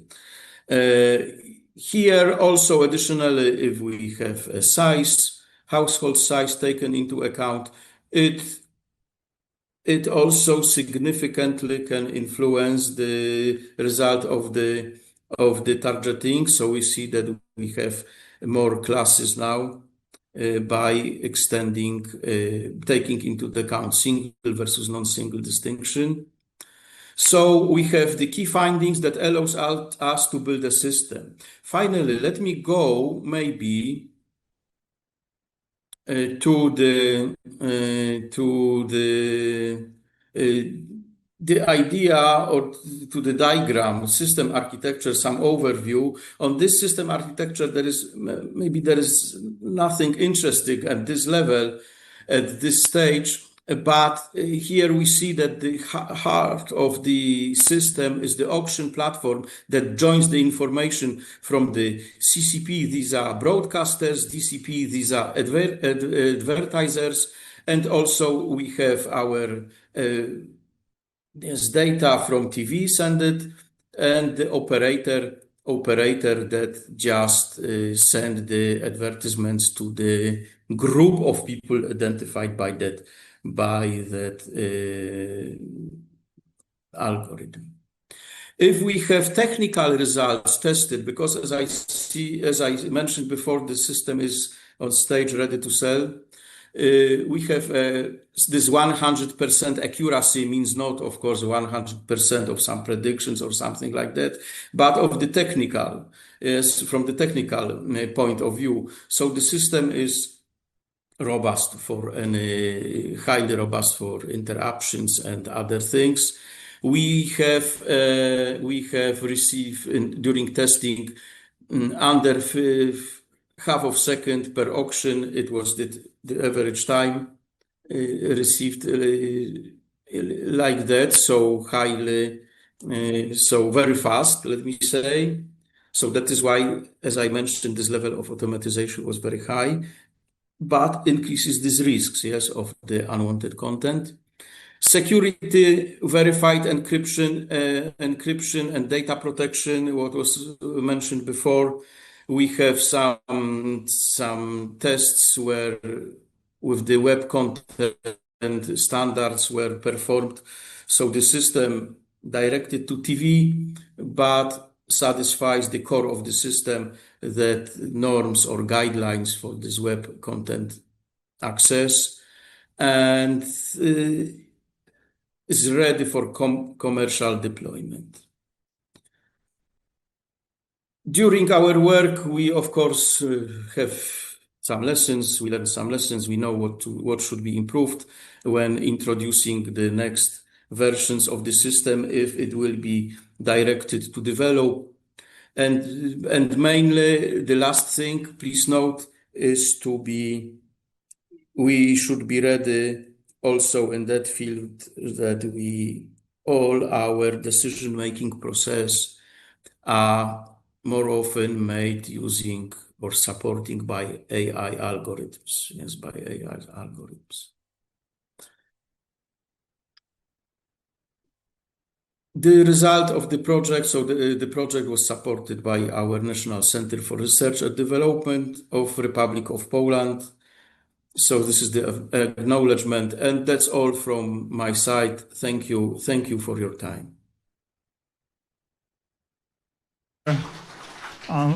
We are a bit late, so I'm afraid there won't be an option for a question now. But we all have contacts, so if there is any questions from the audience watching us here or on our stream, you can contact Professor Gałuszka. So thank you very much for being here, and thank you very much. To move to the next part in our conference day, which will be a discussion panel chaired by Wiesław.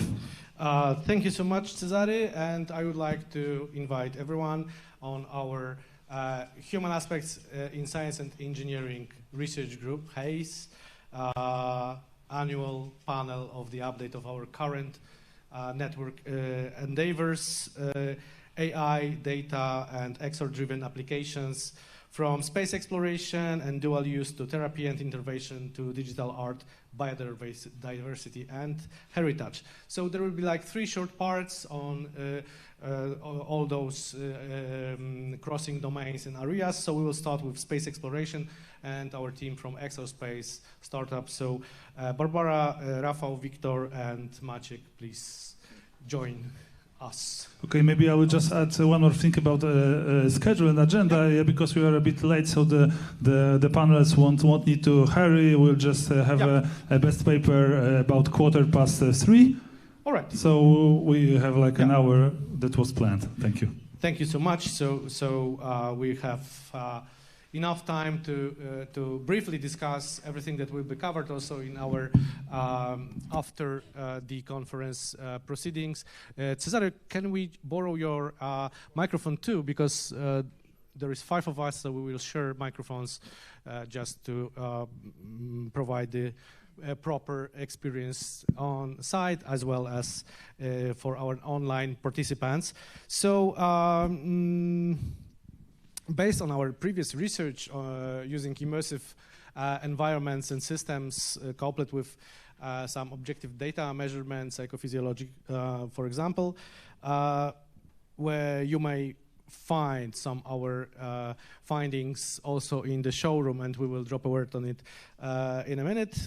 So I would like to start our story for today with our recent advancements in machine learning or data science-driven, as well as XR-based R&D solutions for supporting space exploration. In particular, we are in the middle of the European Space Agency Business Incubation Center Acceleration. So our startup, XR Space, which representatives are here. So young researchers and practitioners.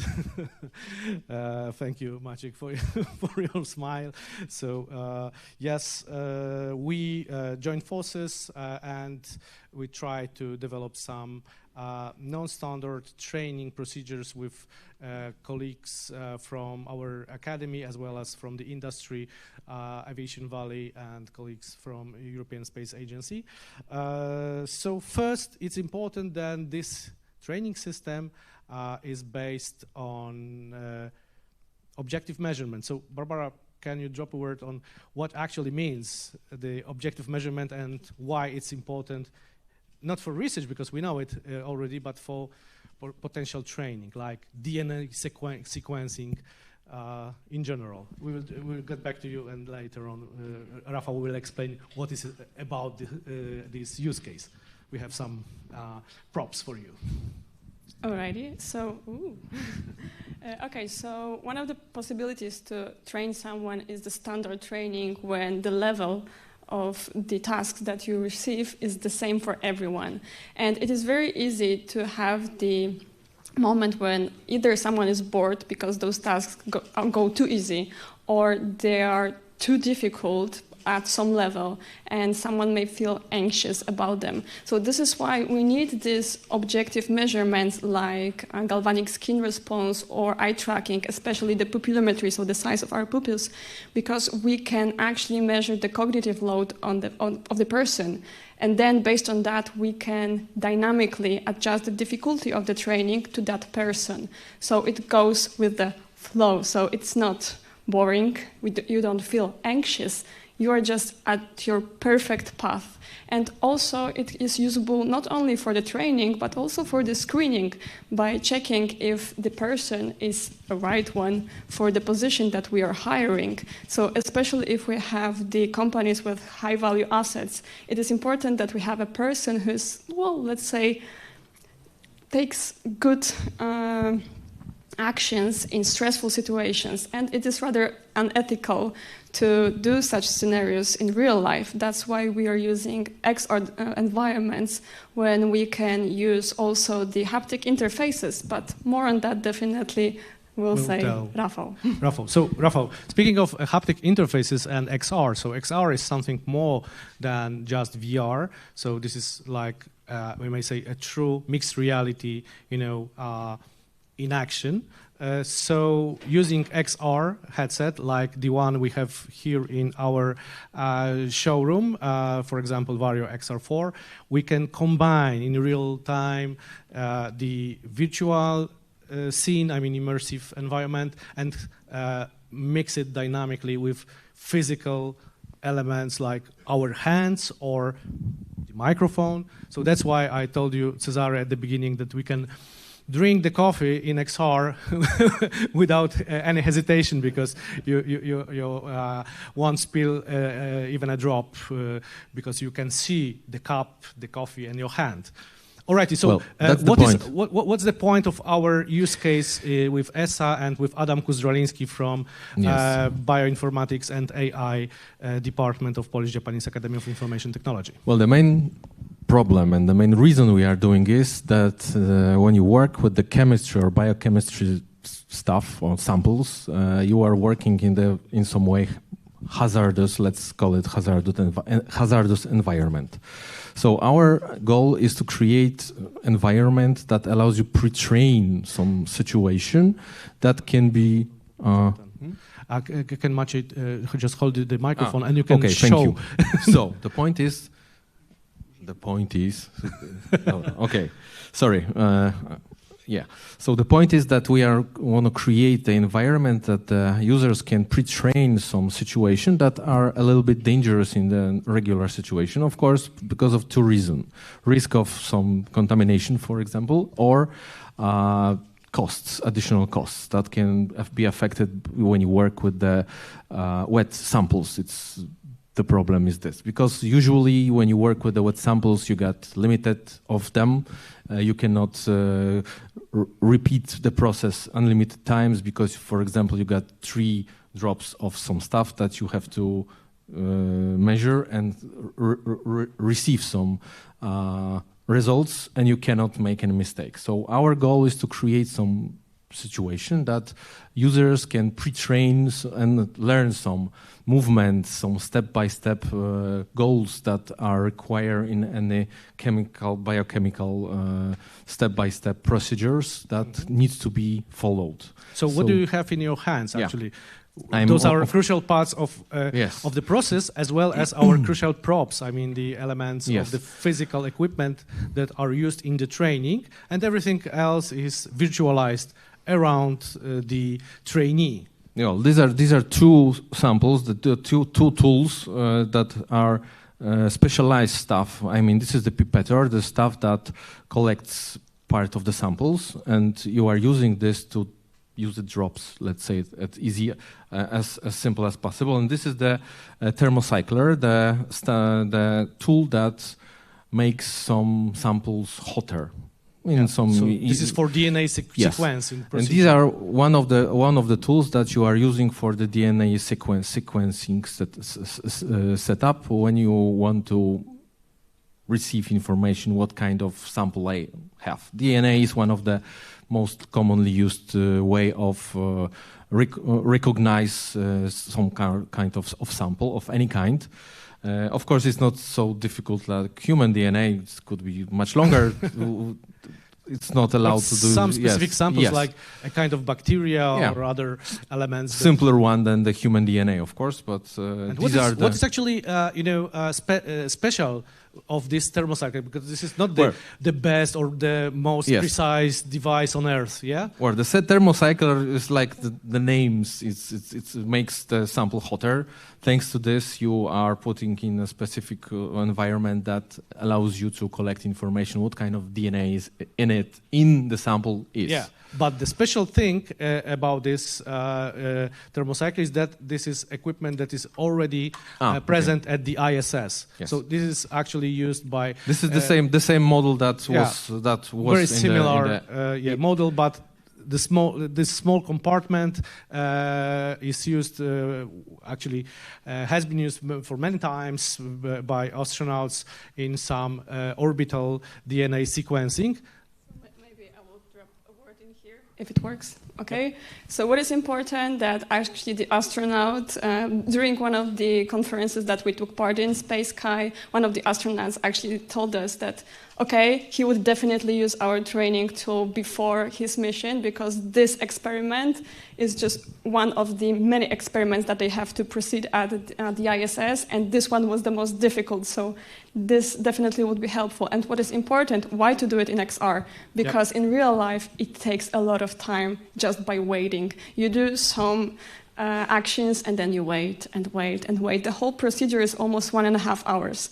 And in VR, we can narrow it down to 10 minutes. So you can repeat it and repeat it and repeat it and over again until you are the master of this procedure. This chemical procedure, biochemical procedure, as Rafał, as a chemist, I mean, former chemist and IT professional and researcher. Alrighty, so I mean, this space, we may say, context also lead us to the aviation area. So for some time, our startup is also collaborating with Aviation Valley, and we join forces with some institutions and other startups from Podkarpackie Voivodeship, from Aviation Valley, on the general aviation simulator use case. So, Victor, what can you tell us about this use case and this area of research?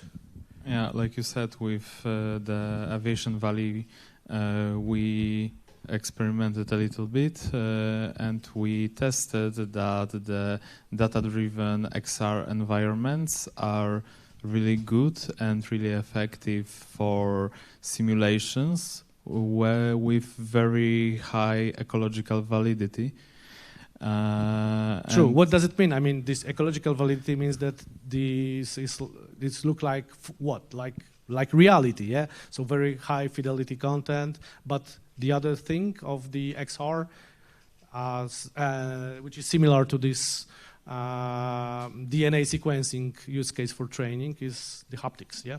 Yeah, the haptics that you basically have that entire XR setup, extended reality setup with virtual part, but without actually being fully virtual, without not only touching the VR controllers, but actual haptic wheel, general layout for the plane, and thanks to that you learn that muscle memory before they will actually put you into the plane and then put you up into the sky and just wait for you to actually land, which is the hardest part here. Yeah, so actually this is very important, and I think that Maciej can confirm it as a seasoned pilot and aviation instructor. Well, yeah, actually, Basia said a very important thing about the objective measures in terms of the environment. I would like to refer to that. Objective, of course, if we measure, for instance, the skin, well, the voltage haptics, right? So this is something that, well, it's objective for us as a person that measures that. But actually, how does it refers to the actual thresholds, to actual well, individual responses to stress or to load is something that we have to tune, and we have to have well discovered and then mapped very well before we actually go live. Because those environments, especially the aviation, space, air traffic controllers, those are very well diverse uses and very well groups of specialists that have very high ego and very high belief that they do things right. So if we come up with the solution that well goes wrong for the first tests, they most probably will refuse or will try to refuse the adoption of the solution. So on the paper we presented on Space Sky this year in May in Astronaut Training Center, we actually proposed the approach of using even the simplest setups for a beginning, even the games, because they do create load, they do make people sweat, they do create stress, and we can start calibrating on that. And as soon as we are practically sure that we know what we're doing, then we can create custom environments, then we can actually spend money to do that. And when we are ready with that, we can proceed with some tests on the real environment, so we don't actually antagonize those various environments, those various persons that would like to potentially make use of our solution. Yeah, so this is all the data-driven XR-based solutions that can be simplified, of course. We are also working on it.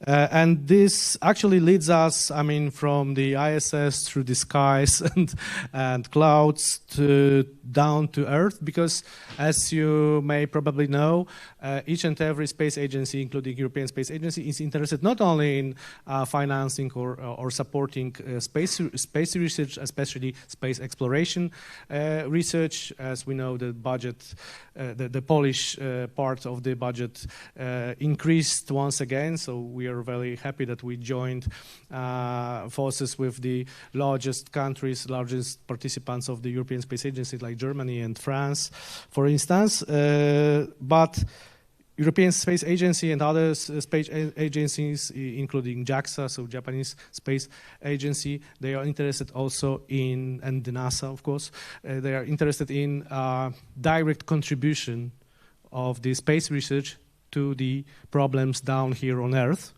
right here, right now, or in the future.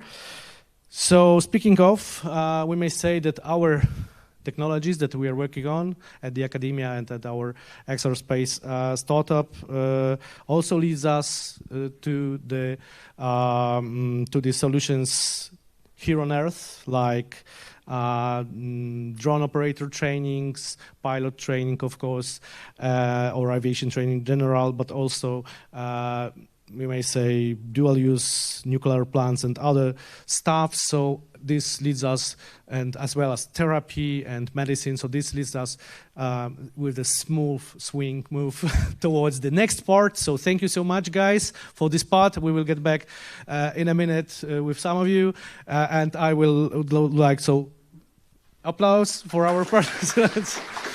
And thank you. And I would like to invite Grzegorz Pochwatko from Institute of Psychology, Polish Academy of Sciences, and Aleksandr Morozov. Yeah. All righty. And with us is also Monika Kornacka from Emotion Cognition Lab, SWPS University, Grzegorz Pochwatko from Institute of Psychology, Polish Academy of Sciences, and Aleksandr Morozov from our academy, from the PhD school actually, but Aleksandr is also a seasoned, have a substantial background in medicine. I mean, medical area, and with us is also Monika Kornacka remotely. So, hello, Monika, can you hear us?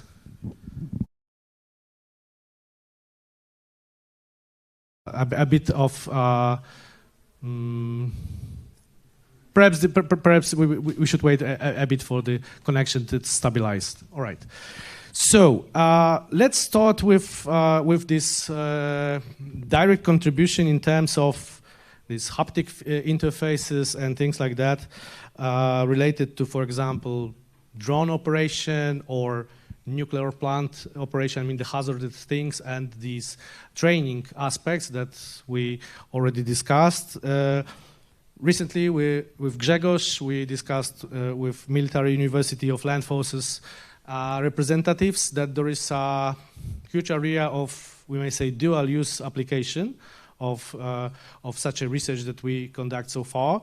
And of course, this is not only limited to this area of the industry, but also is connected with interventions in broader scope of use of the VR environment for psychological as well as medical aspects. So, Grzegorz, could you tell us a bit more how it's maybe important, these aspects of the drone operated, for example, in terms of using safe VR or XR environments for the training?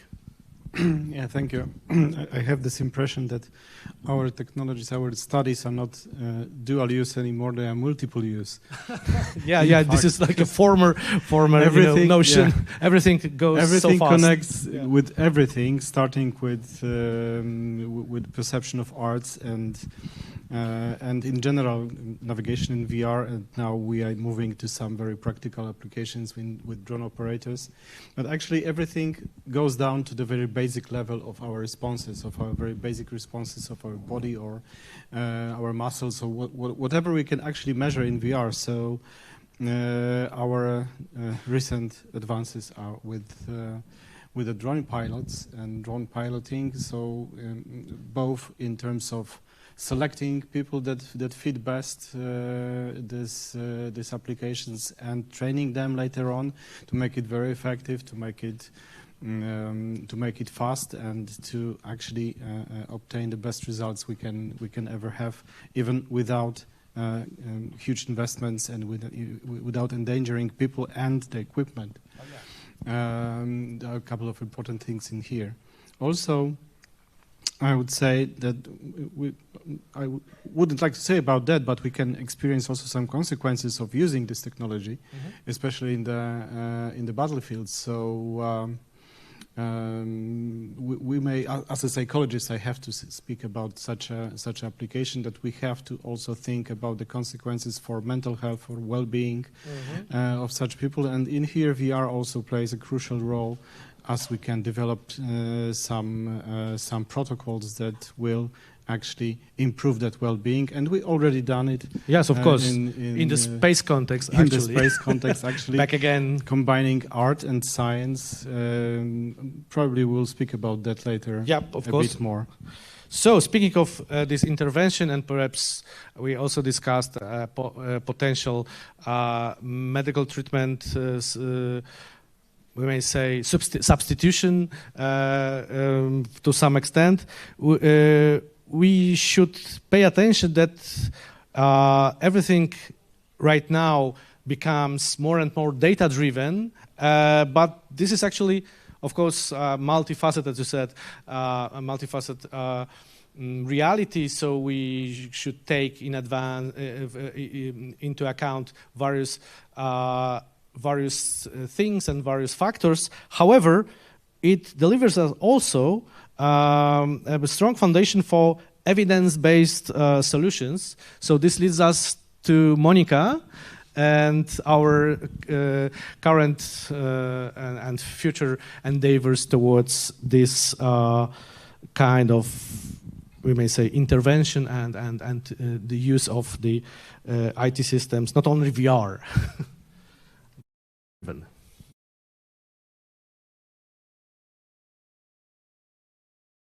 Once again, to this symposium, it's always super nice to summarize and update our work in Hayes Research Group. And today I decided to present the application of VR, XR, and also new technologies to mental health from a slightly different angle, because psychological treatments and psychotherapy are facing really big challenges nowadays. I hope you can hear me because my screen freezes. Yes, we can hear you, but this is a bit delay. Oh, all right. Okay, so I will continue with those important challenges for psychological treatment and psychotherapy. So the people from Poland might be actually aware of the ongoing debate on how to measure the efficiency of a psychological treatment, but those challenges are not linked only to measuring efficiency of psychotherapy, but they are also linked to how to deliver psychological treatments to people who usually don't, because of very different reasons. For example, economical reasons, but also geographical reasons. And the other super important challenge is how to adjust psychological treatments and psychotherapy to specific needs of a given patient. And all those challenges might be actually addressed, at least to some extent, by new technologies, including VR, XR, but also the use of algorithms and, in the longer perspective, also AI.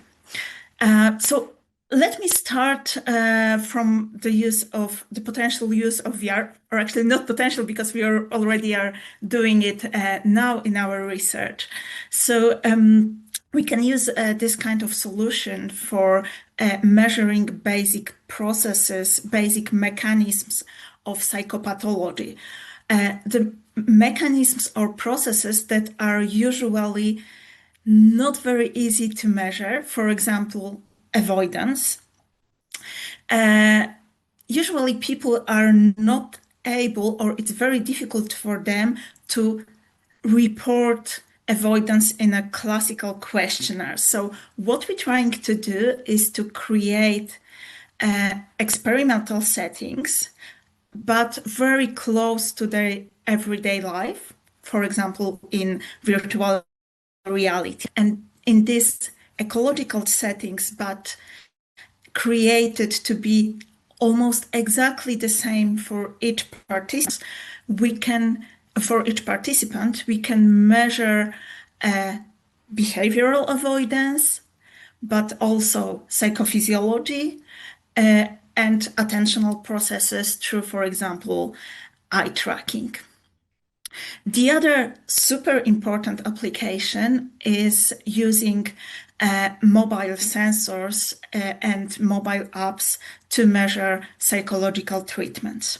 One of the big ongoing debates is that in assessment of psychological treatment, we usually measure psychological processes and symptoms before and after treatment, and we don't know a lot about what's going on during the treatment.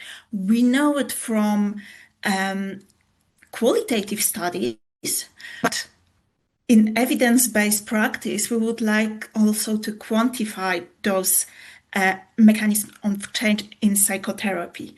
And to do so, we can use mobile applications to systematically monitor and observe different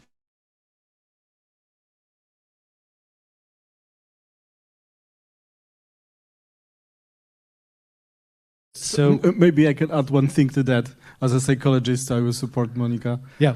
Okay, so we are now facing one of the biggest crises in mental health in our country. Our recent studies, you can have a look at the Institute's webpage, that we have a couple of interesting reports about that, say that about 40% of adults have some mental health issues. It's like this part of the room, people having this. And we are in 21st century, so we have to drop thinking about 19th century and 20th century therapies that take long and don't work actually that well. We have to have short-term interventions that are evidence-based and based on virtual reality also. This leads us to Alexandre, who actually is, thanks to your medical background, you are right in the middle of a process of the research based on your previous experience as a medical VR and as a developer of solutions towards addressing some vital or crucial challenges like chronic pain. Yeah. So could you drop a word on your collaboration with also Professor Kuzdraliński and our doctoral PhD school? Mm-hmm.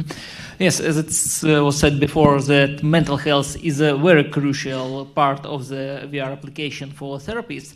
But latest studies showed that we also can influence with extended reality, virtual reality, augmented reality, not only at our mental health, but also at our somatic health. And it's already shown that we can influence even at such crucial condition like acute and chronic pain. In the beginning, there was supposing that we can just turn out attention from the pain to some another conditions, and it will not influence in some large timing scaling measures. But then it was showed that if we will working with a person with chronic pain permanently with virtual reality in individual programs, we can change their neuroplasticity, and that's how this person not only will try to change his attention from the pain, but that person will feel the pain in the lower level. And nowadays, what we're trying to do with Professor Kuzdraliński, with my research work, to take biofeedback from the person. We can measure the heart rate variability, electroencephalogram, other biofeedback, and see what environment and what actions in virtual reality can mostly influence for a person. And with the help of the modern instruments, with some generative artificial intelligence, with some machine learning instruments, we can personalize these interactions with virtual reality for each person and to find the best solution for chronic pain condition for everyone. That's our goal right now. Yeah, thank you so much. So this personalized aspect of the medicine treatment, but also any kind of intervention, or you may say even artistic intervention, is important. And thanks to the, let's say, more or less sophisticated algorithms and data-driven approach, we can actually tailor each and every, not only therapy, but also, as I mentioned, even artistic intervention to the specific patient, end user, a human being in general. So we may also take advantage of our previous endeavors and previous research project to even directly make use of, as you mentioned, in our space isolation research experimental study, we made use of our previous immersive environments. So could you drop a word on it? What actually we may, from which projects we may just... You mentioned a couple of important things. So yeah, actually, I have to say about a couple of things we did, which started from very innocent approach to testing how people react to art and nature. But then, and I have to say that it's not only just one-time show. That the study that we did in a lunar habitat, in isolation conditions, it showed that actually these analog astronauts that are here among us today, maybe. Yes, Victor, that's you, and Rafał as well, and Kinga. Yeah. Kinga is somewhere here. We actually tried this art and nature approach to test whether it will help to preserve or sometime improve the well-being of these analog astronauts, and it proved actually perfectly. So they treated it as sort of a psychological oxygen in these very hard conditions. Showing that VR interventions in such hard conditions could be treated as a sort of an evidence-based treatment method that is actually already established, and we actually may also widen the scope of the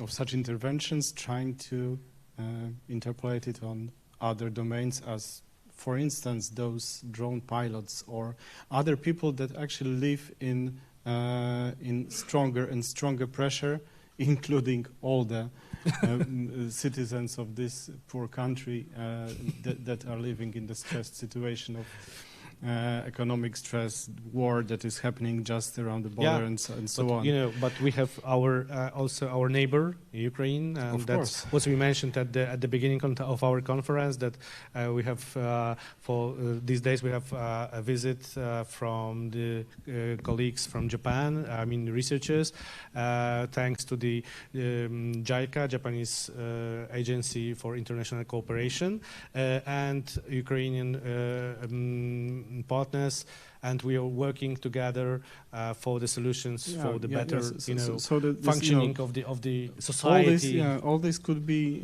viewed as a total depletion of resources that people experience, that could lead to asthenia, that could lead to increased stress, and then also in extreme conditions, also some kind of mental problems, which could be treated with the new methods that come from scientific advances of new technologies. So, it's important that it's not only temporary solution, but it can this treatment can be permanently that we see.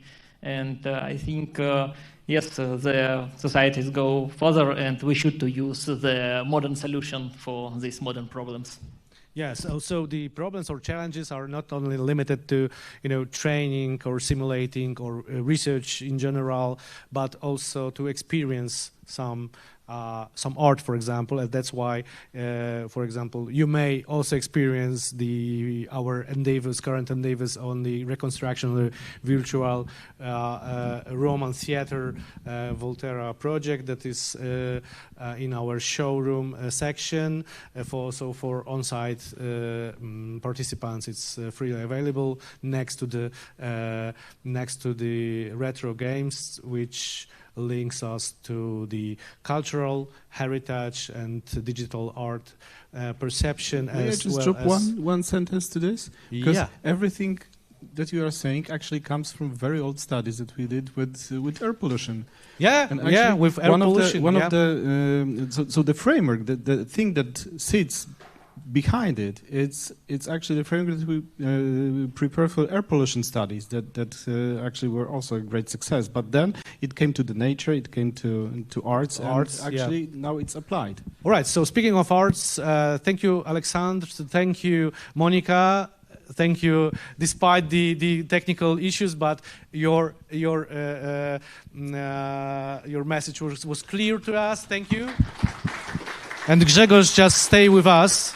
Stay with us. You're our link between the nature, research, and art. Maciej, come to us, and of course, Piotr, if you be so kind, just join us, as well as Victor. And we have 3 microphones and 5 panelists. Fortunately, in the previous section, Monica was remotely, so it was easier. So we saved place for her in the middle. Alrighty, so Maciej, can you, as an expert, we may say, in several crucial aspects of digital heritage, before we move to the digital biodiversity and nature safety and using AI and other stuff, can you just shed some light on our research endeavors and future projects? Sure. At XR Center, we have a fun and privilege to work with actually various technologies that make the reconstruction possible, of course, that make the creation of new worlds within games that we do create as part of projects and part of the also research environments, which kind of are games, but for serious purposes. So those are, of course, very important. However, if we would like to preserve those, then we have to figure out how to do that. That will actually not only preserve the hardware and the software and the ability to run those, but also to perceive it the same way as we perceive it now. Because, of course, right now we perceive the old joysticks as a kind of an old school way of controlling games, and most probably in 20 years we will think the same about our crude VR interfaces we are using now. So this is very important to remember. We don't have any framework yet, but we do work on the process of distributing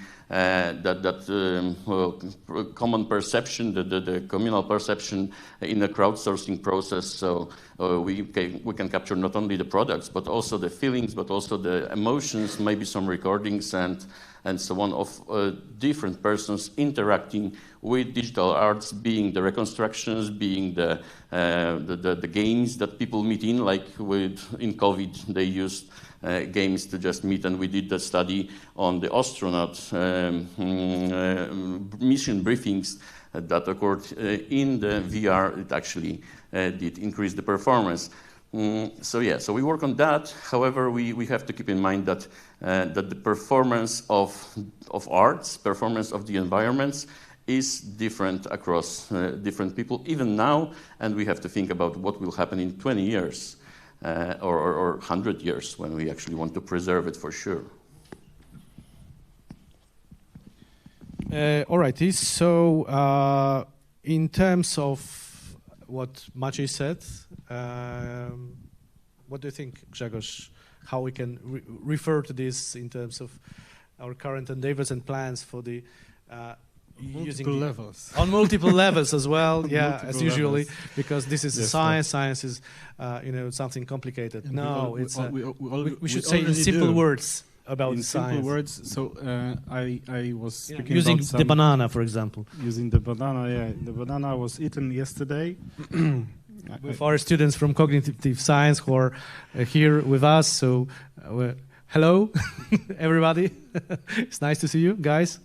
I will start from macro level this time. Right. Okay, so recently, together with Maciek, we did a study that referred also to our heritage. Oh yeah. But in broader sense, in terms of analysis of Poland as a whole, and again, sort of well-being, but in terms of physical health.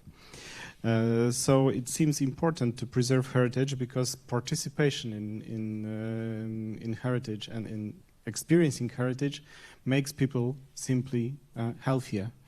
Our studies show that this is actually a bold statement.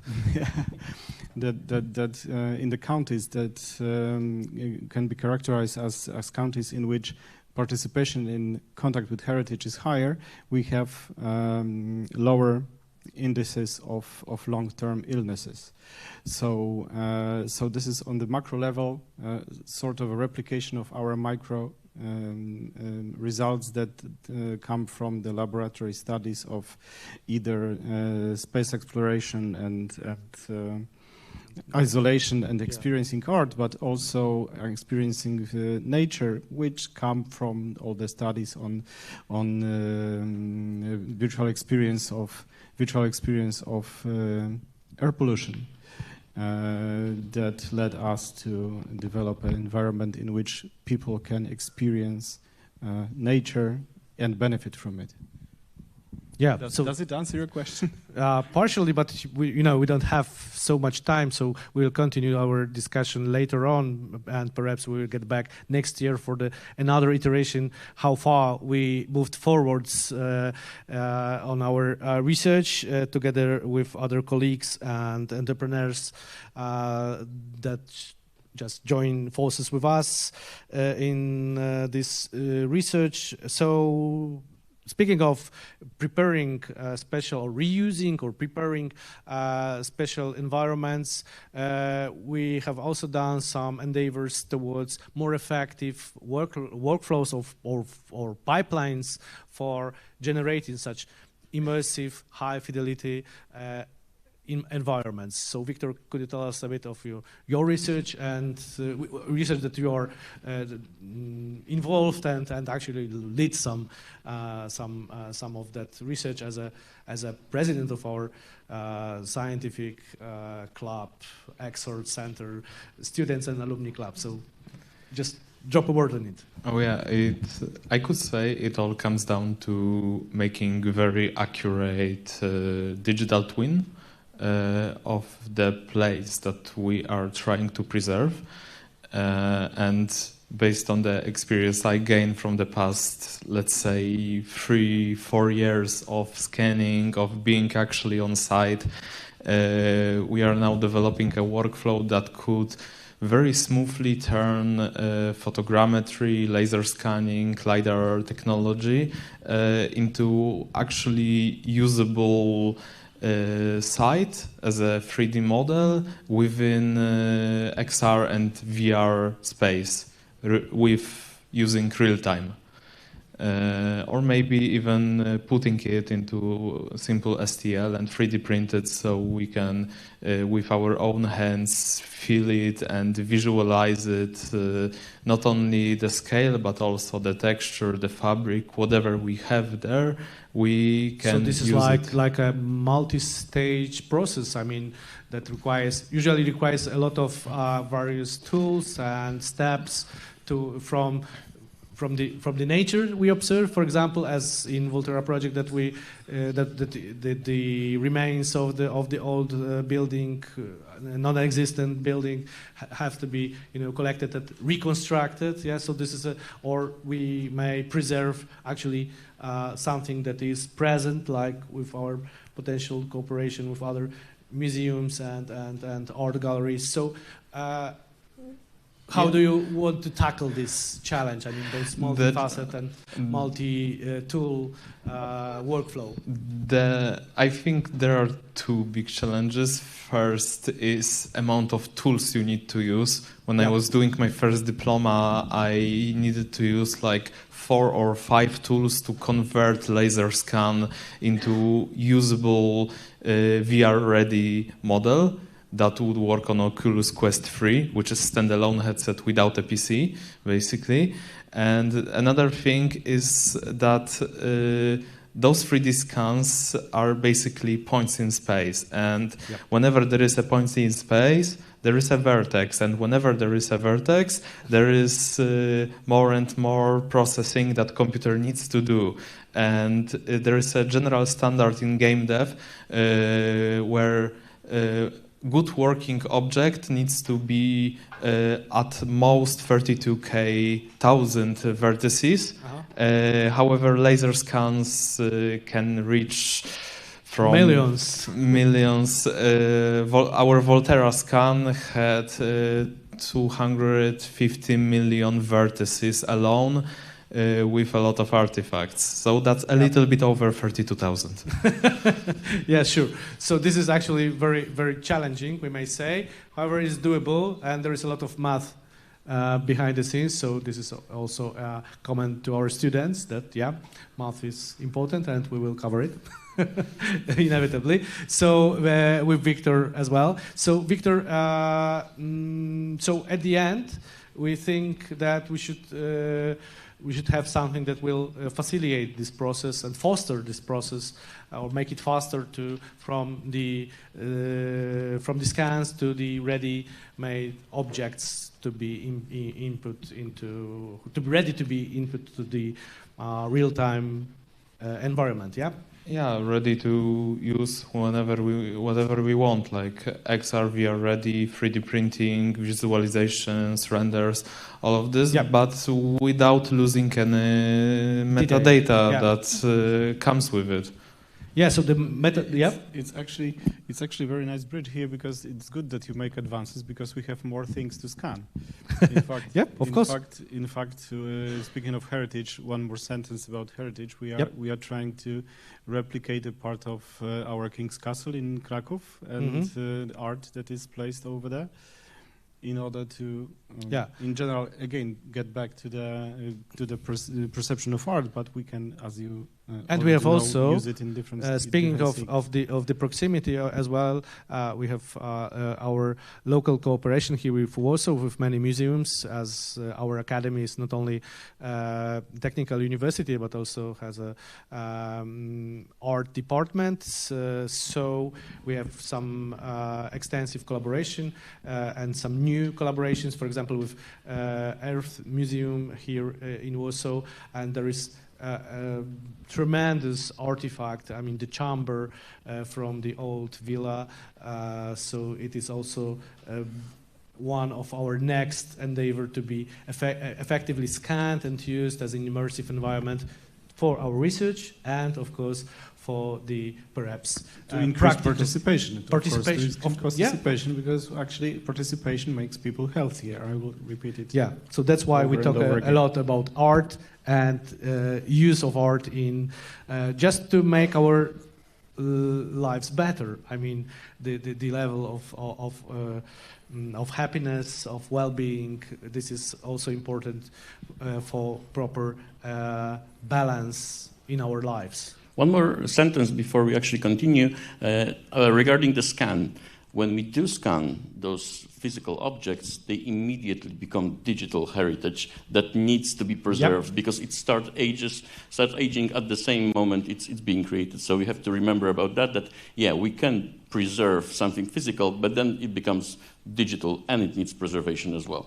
Yeah, that's fine, and that's a good point. Actually, this is a moment of, we may say, digitalization, and it becomes actually at once a heritage, a piece of heritage that will be seasoned, digitally seasoned. So this digital approach not only limits to the things that we already said, but what we mentioned in our previous panels, in the previous conferences, also heritage, but in terms of the nature and preserving biodiversity. So Piotr Gago, Vice Dean of the Information Management Department, is deeply involved in our long-term collaboration with some decent institutions like Jagiellonian University and some national parks towards a non-invasive photo trap information for wildlife preservation, I mean tracking, non-invasive tracking. Could you drop a word on how our current advancements are, and are we closer to the comprehensive system or not? And what about the AI? Because when we started, the identification process turned the answer that there is a Eurasian lynx that was tagged as a ship. Yeah. Well, many years ago. So we are cooperating with our colleagues from Jagiellonian University for quite a few years now, and we are mostly interested in endangered species, basically, and tracking their migrations, especially lynxes. And our colleagues from Jagiellonian University had a few problems with that, mostly the way that now they are gathering the data is through camera traps, which are just hangs in different national parks. They're gathering the video material, and they are triggered by the movement of the animals. Then our colleagues are just gathering tons of materials, so hours of videos basically, and they have to watch it and tag on which minute, in which second the specific animal they're interested in, lynx or also other animals. When they appear, they just have, at least they had a few years ago, just a big Excel spreadsheet in which they just type in, like, in minute 1, the links appear and so on. And this is, of course, a ton of manual work done by them, done by their students. So we are working on a system that would automatically tag using AI and using different computer vision and machine learning algorithms, automatically add the metadata to the video. Sometimes the video have very different quality, whether it's night, for example. So the problem was not always that simple. And this is one of the problems, so just tagging and then actually using this data to visualize on a map how the different types of animals are migrating between different places. There are also other problems, so some of those scientists are especially interested in tracking individual lynxes, and usually they, just by looking at the video material, they are able to... Particular entities, So there are a few scientists which are able, just by looking at the lynx, for example, identifying whether this is a specific lynx that they are tracking, and they're doing it by looking at the specific pattern of fur, basically. By using their natural... fingerprint, kind of. Yeah, and they have to teach the students how to do that, basically. And of course, we would like to also automate that and use this kind of knowledge. How to use the artificial intelligence instead of our natural, neural networks. Yeah, so there's kind of ongoing process. We are still working also on the platform that would allow the scientists to gather the data, because currently some of those data are just stored on university computers under the table, without backups. This also leads us towards the other project with colleagues from the University of Amsterdam on creating a space for gathering data from existing research. Surveys, psychological researches, and so on, and sharing them with the community of the researchers around the world, basically. Yeah, so we drop a word more on it in our paper after the conference, and we hope that we will get back to you next year with colleagues from the University of Amsterdam and Utrecht to tell you more on our advancement and how it actually works, and our struggles with the AI and machine learning towards automation of this system based on our previous endeavors and our research activities on automation of the business processes and other stuff. So this is all data-driven, as we know. There are numbers and math beneath the problems, as well as, we may say, reuse of the systems that we already created. This is actually the heritage, and as well as this leads us towards sustainability of the research instruments, like our old VAPE, virtual air pollution experience environment that serves us well for so many years, from pre-pandemia actually era. So this is like, eras of in VR, this is like 4 or 5 generations of equipment, graphic engines, and it still works. And actually, you may experience it right here, right now, in our hall, in auditorium.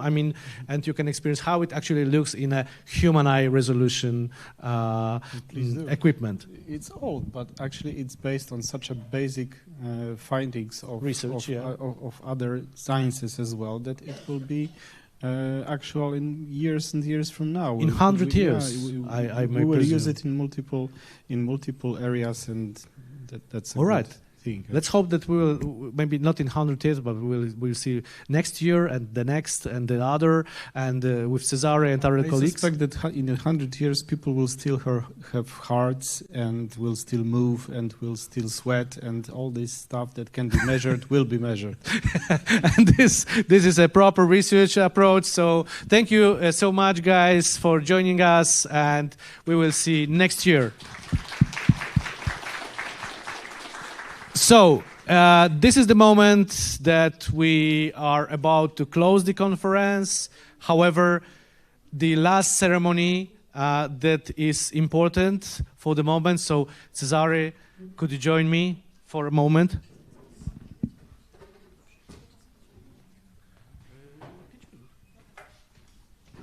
Yes, we have one very important thing for today before we close. Yeah, so this is, do we need this chair? Maybe not. No, I don't. Thank you. Alrighty, so the last point of our agenda, last but not least, is the Best Paper Award ceremony. Yeah. Very short and brief, but very important for the authors, or the authors. So how many? We have, from what I know... it's over 80? It would, we in general, we have about over 50 papers accepted papers from all over the world, from US, from Bangladesh, from Ukraine, from Poland, from Czechia, from Saudi Arabia. So I don't remember everything. Truly, international conference. Yes. So this is very important to remind. I also put it for the people on the YouTube stream. I put a link in there, but just to remind also people here that you can get on the MIDI 2025 website and in the virtual venue.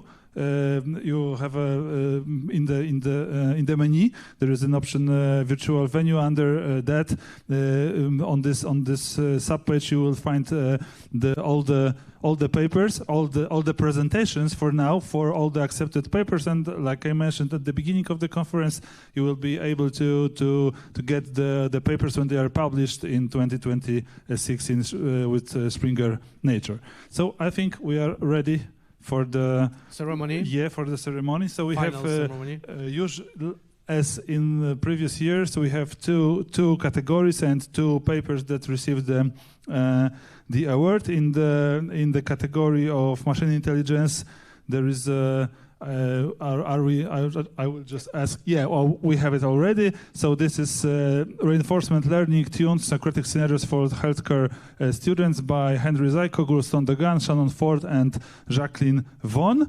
Unfortunately, I know they won't be able to participate even remotely. But because of the time zone reference. Yeah. Nonetheless, we congratulate the authors, of course. Yeah, applause, definitely. Thank you. And the second paper in the digital interaction category is influence of achieving the flow state on learning results, a pilot study using biometric adaptive system for individualized assistance. Very long title. Basia, for non-Polish speaking, is an acronym for name, Polish female name. Do we have authors here with us? Or some representatives? Yeah. Applause. Yeah, I feel invited. Yes, please, for the stage. please join us. We have a. All right. So we have I don't know, maybe a picture. Yeah, we should. Yeah, so this is picture and picture diploma. We have like a diploma for you. So maybe I'll stand on this side, this off on the other, so we can have a picture for LinkedIn. Yeah. So for the photo reporters, just a moment for the press. Yep. Sure. Of course. Yeah. Just better. Orchestrate everything, and we will follow. Yeah. Which Definitely. camera should we look in? Each and every one. And at everyone the same time. says award. Okay, we have it. Thank you so let much. me congratulate you again. Yeah, thank you. Congratulations. Yeah, and we have like a small souvenirs. Small souvenirs as well. So there are two, and I have two more here. So we can. Yeah. We also have like small souvenirs for you. Thank you so much. Okay. So thank you very much, and we congratulate again. Thanks. Applause. Okay. No. No, you're free. You can close conference with us, no problem.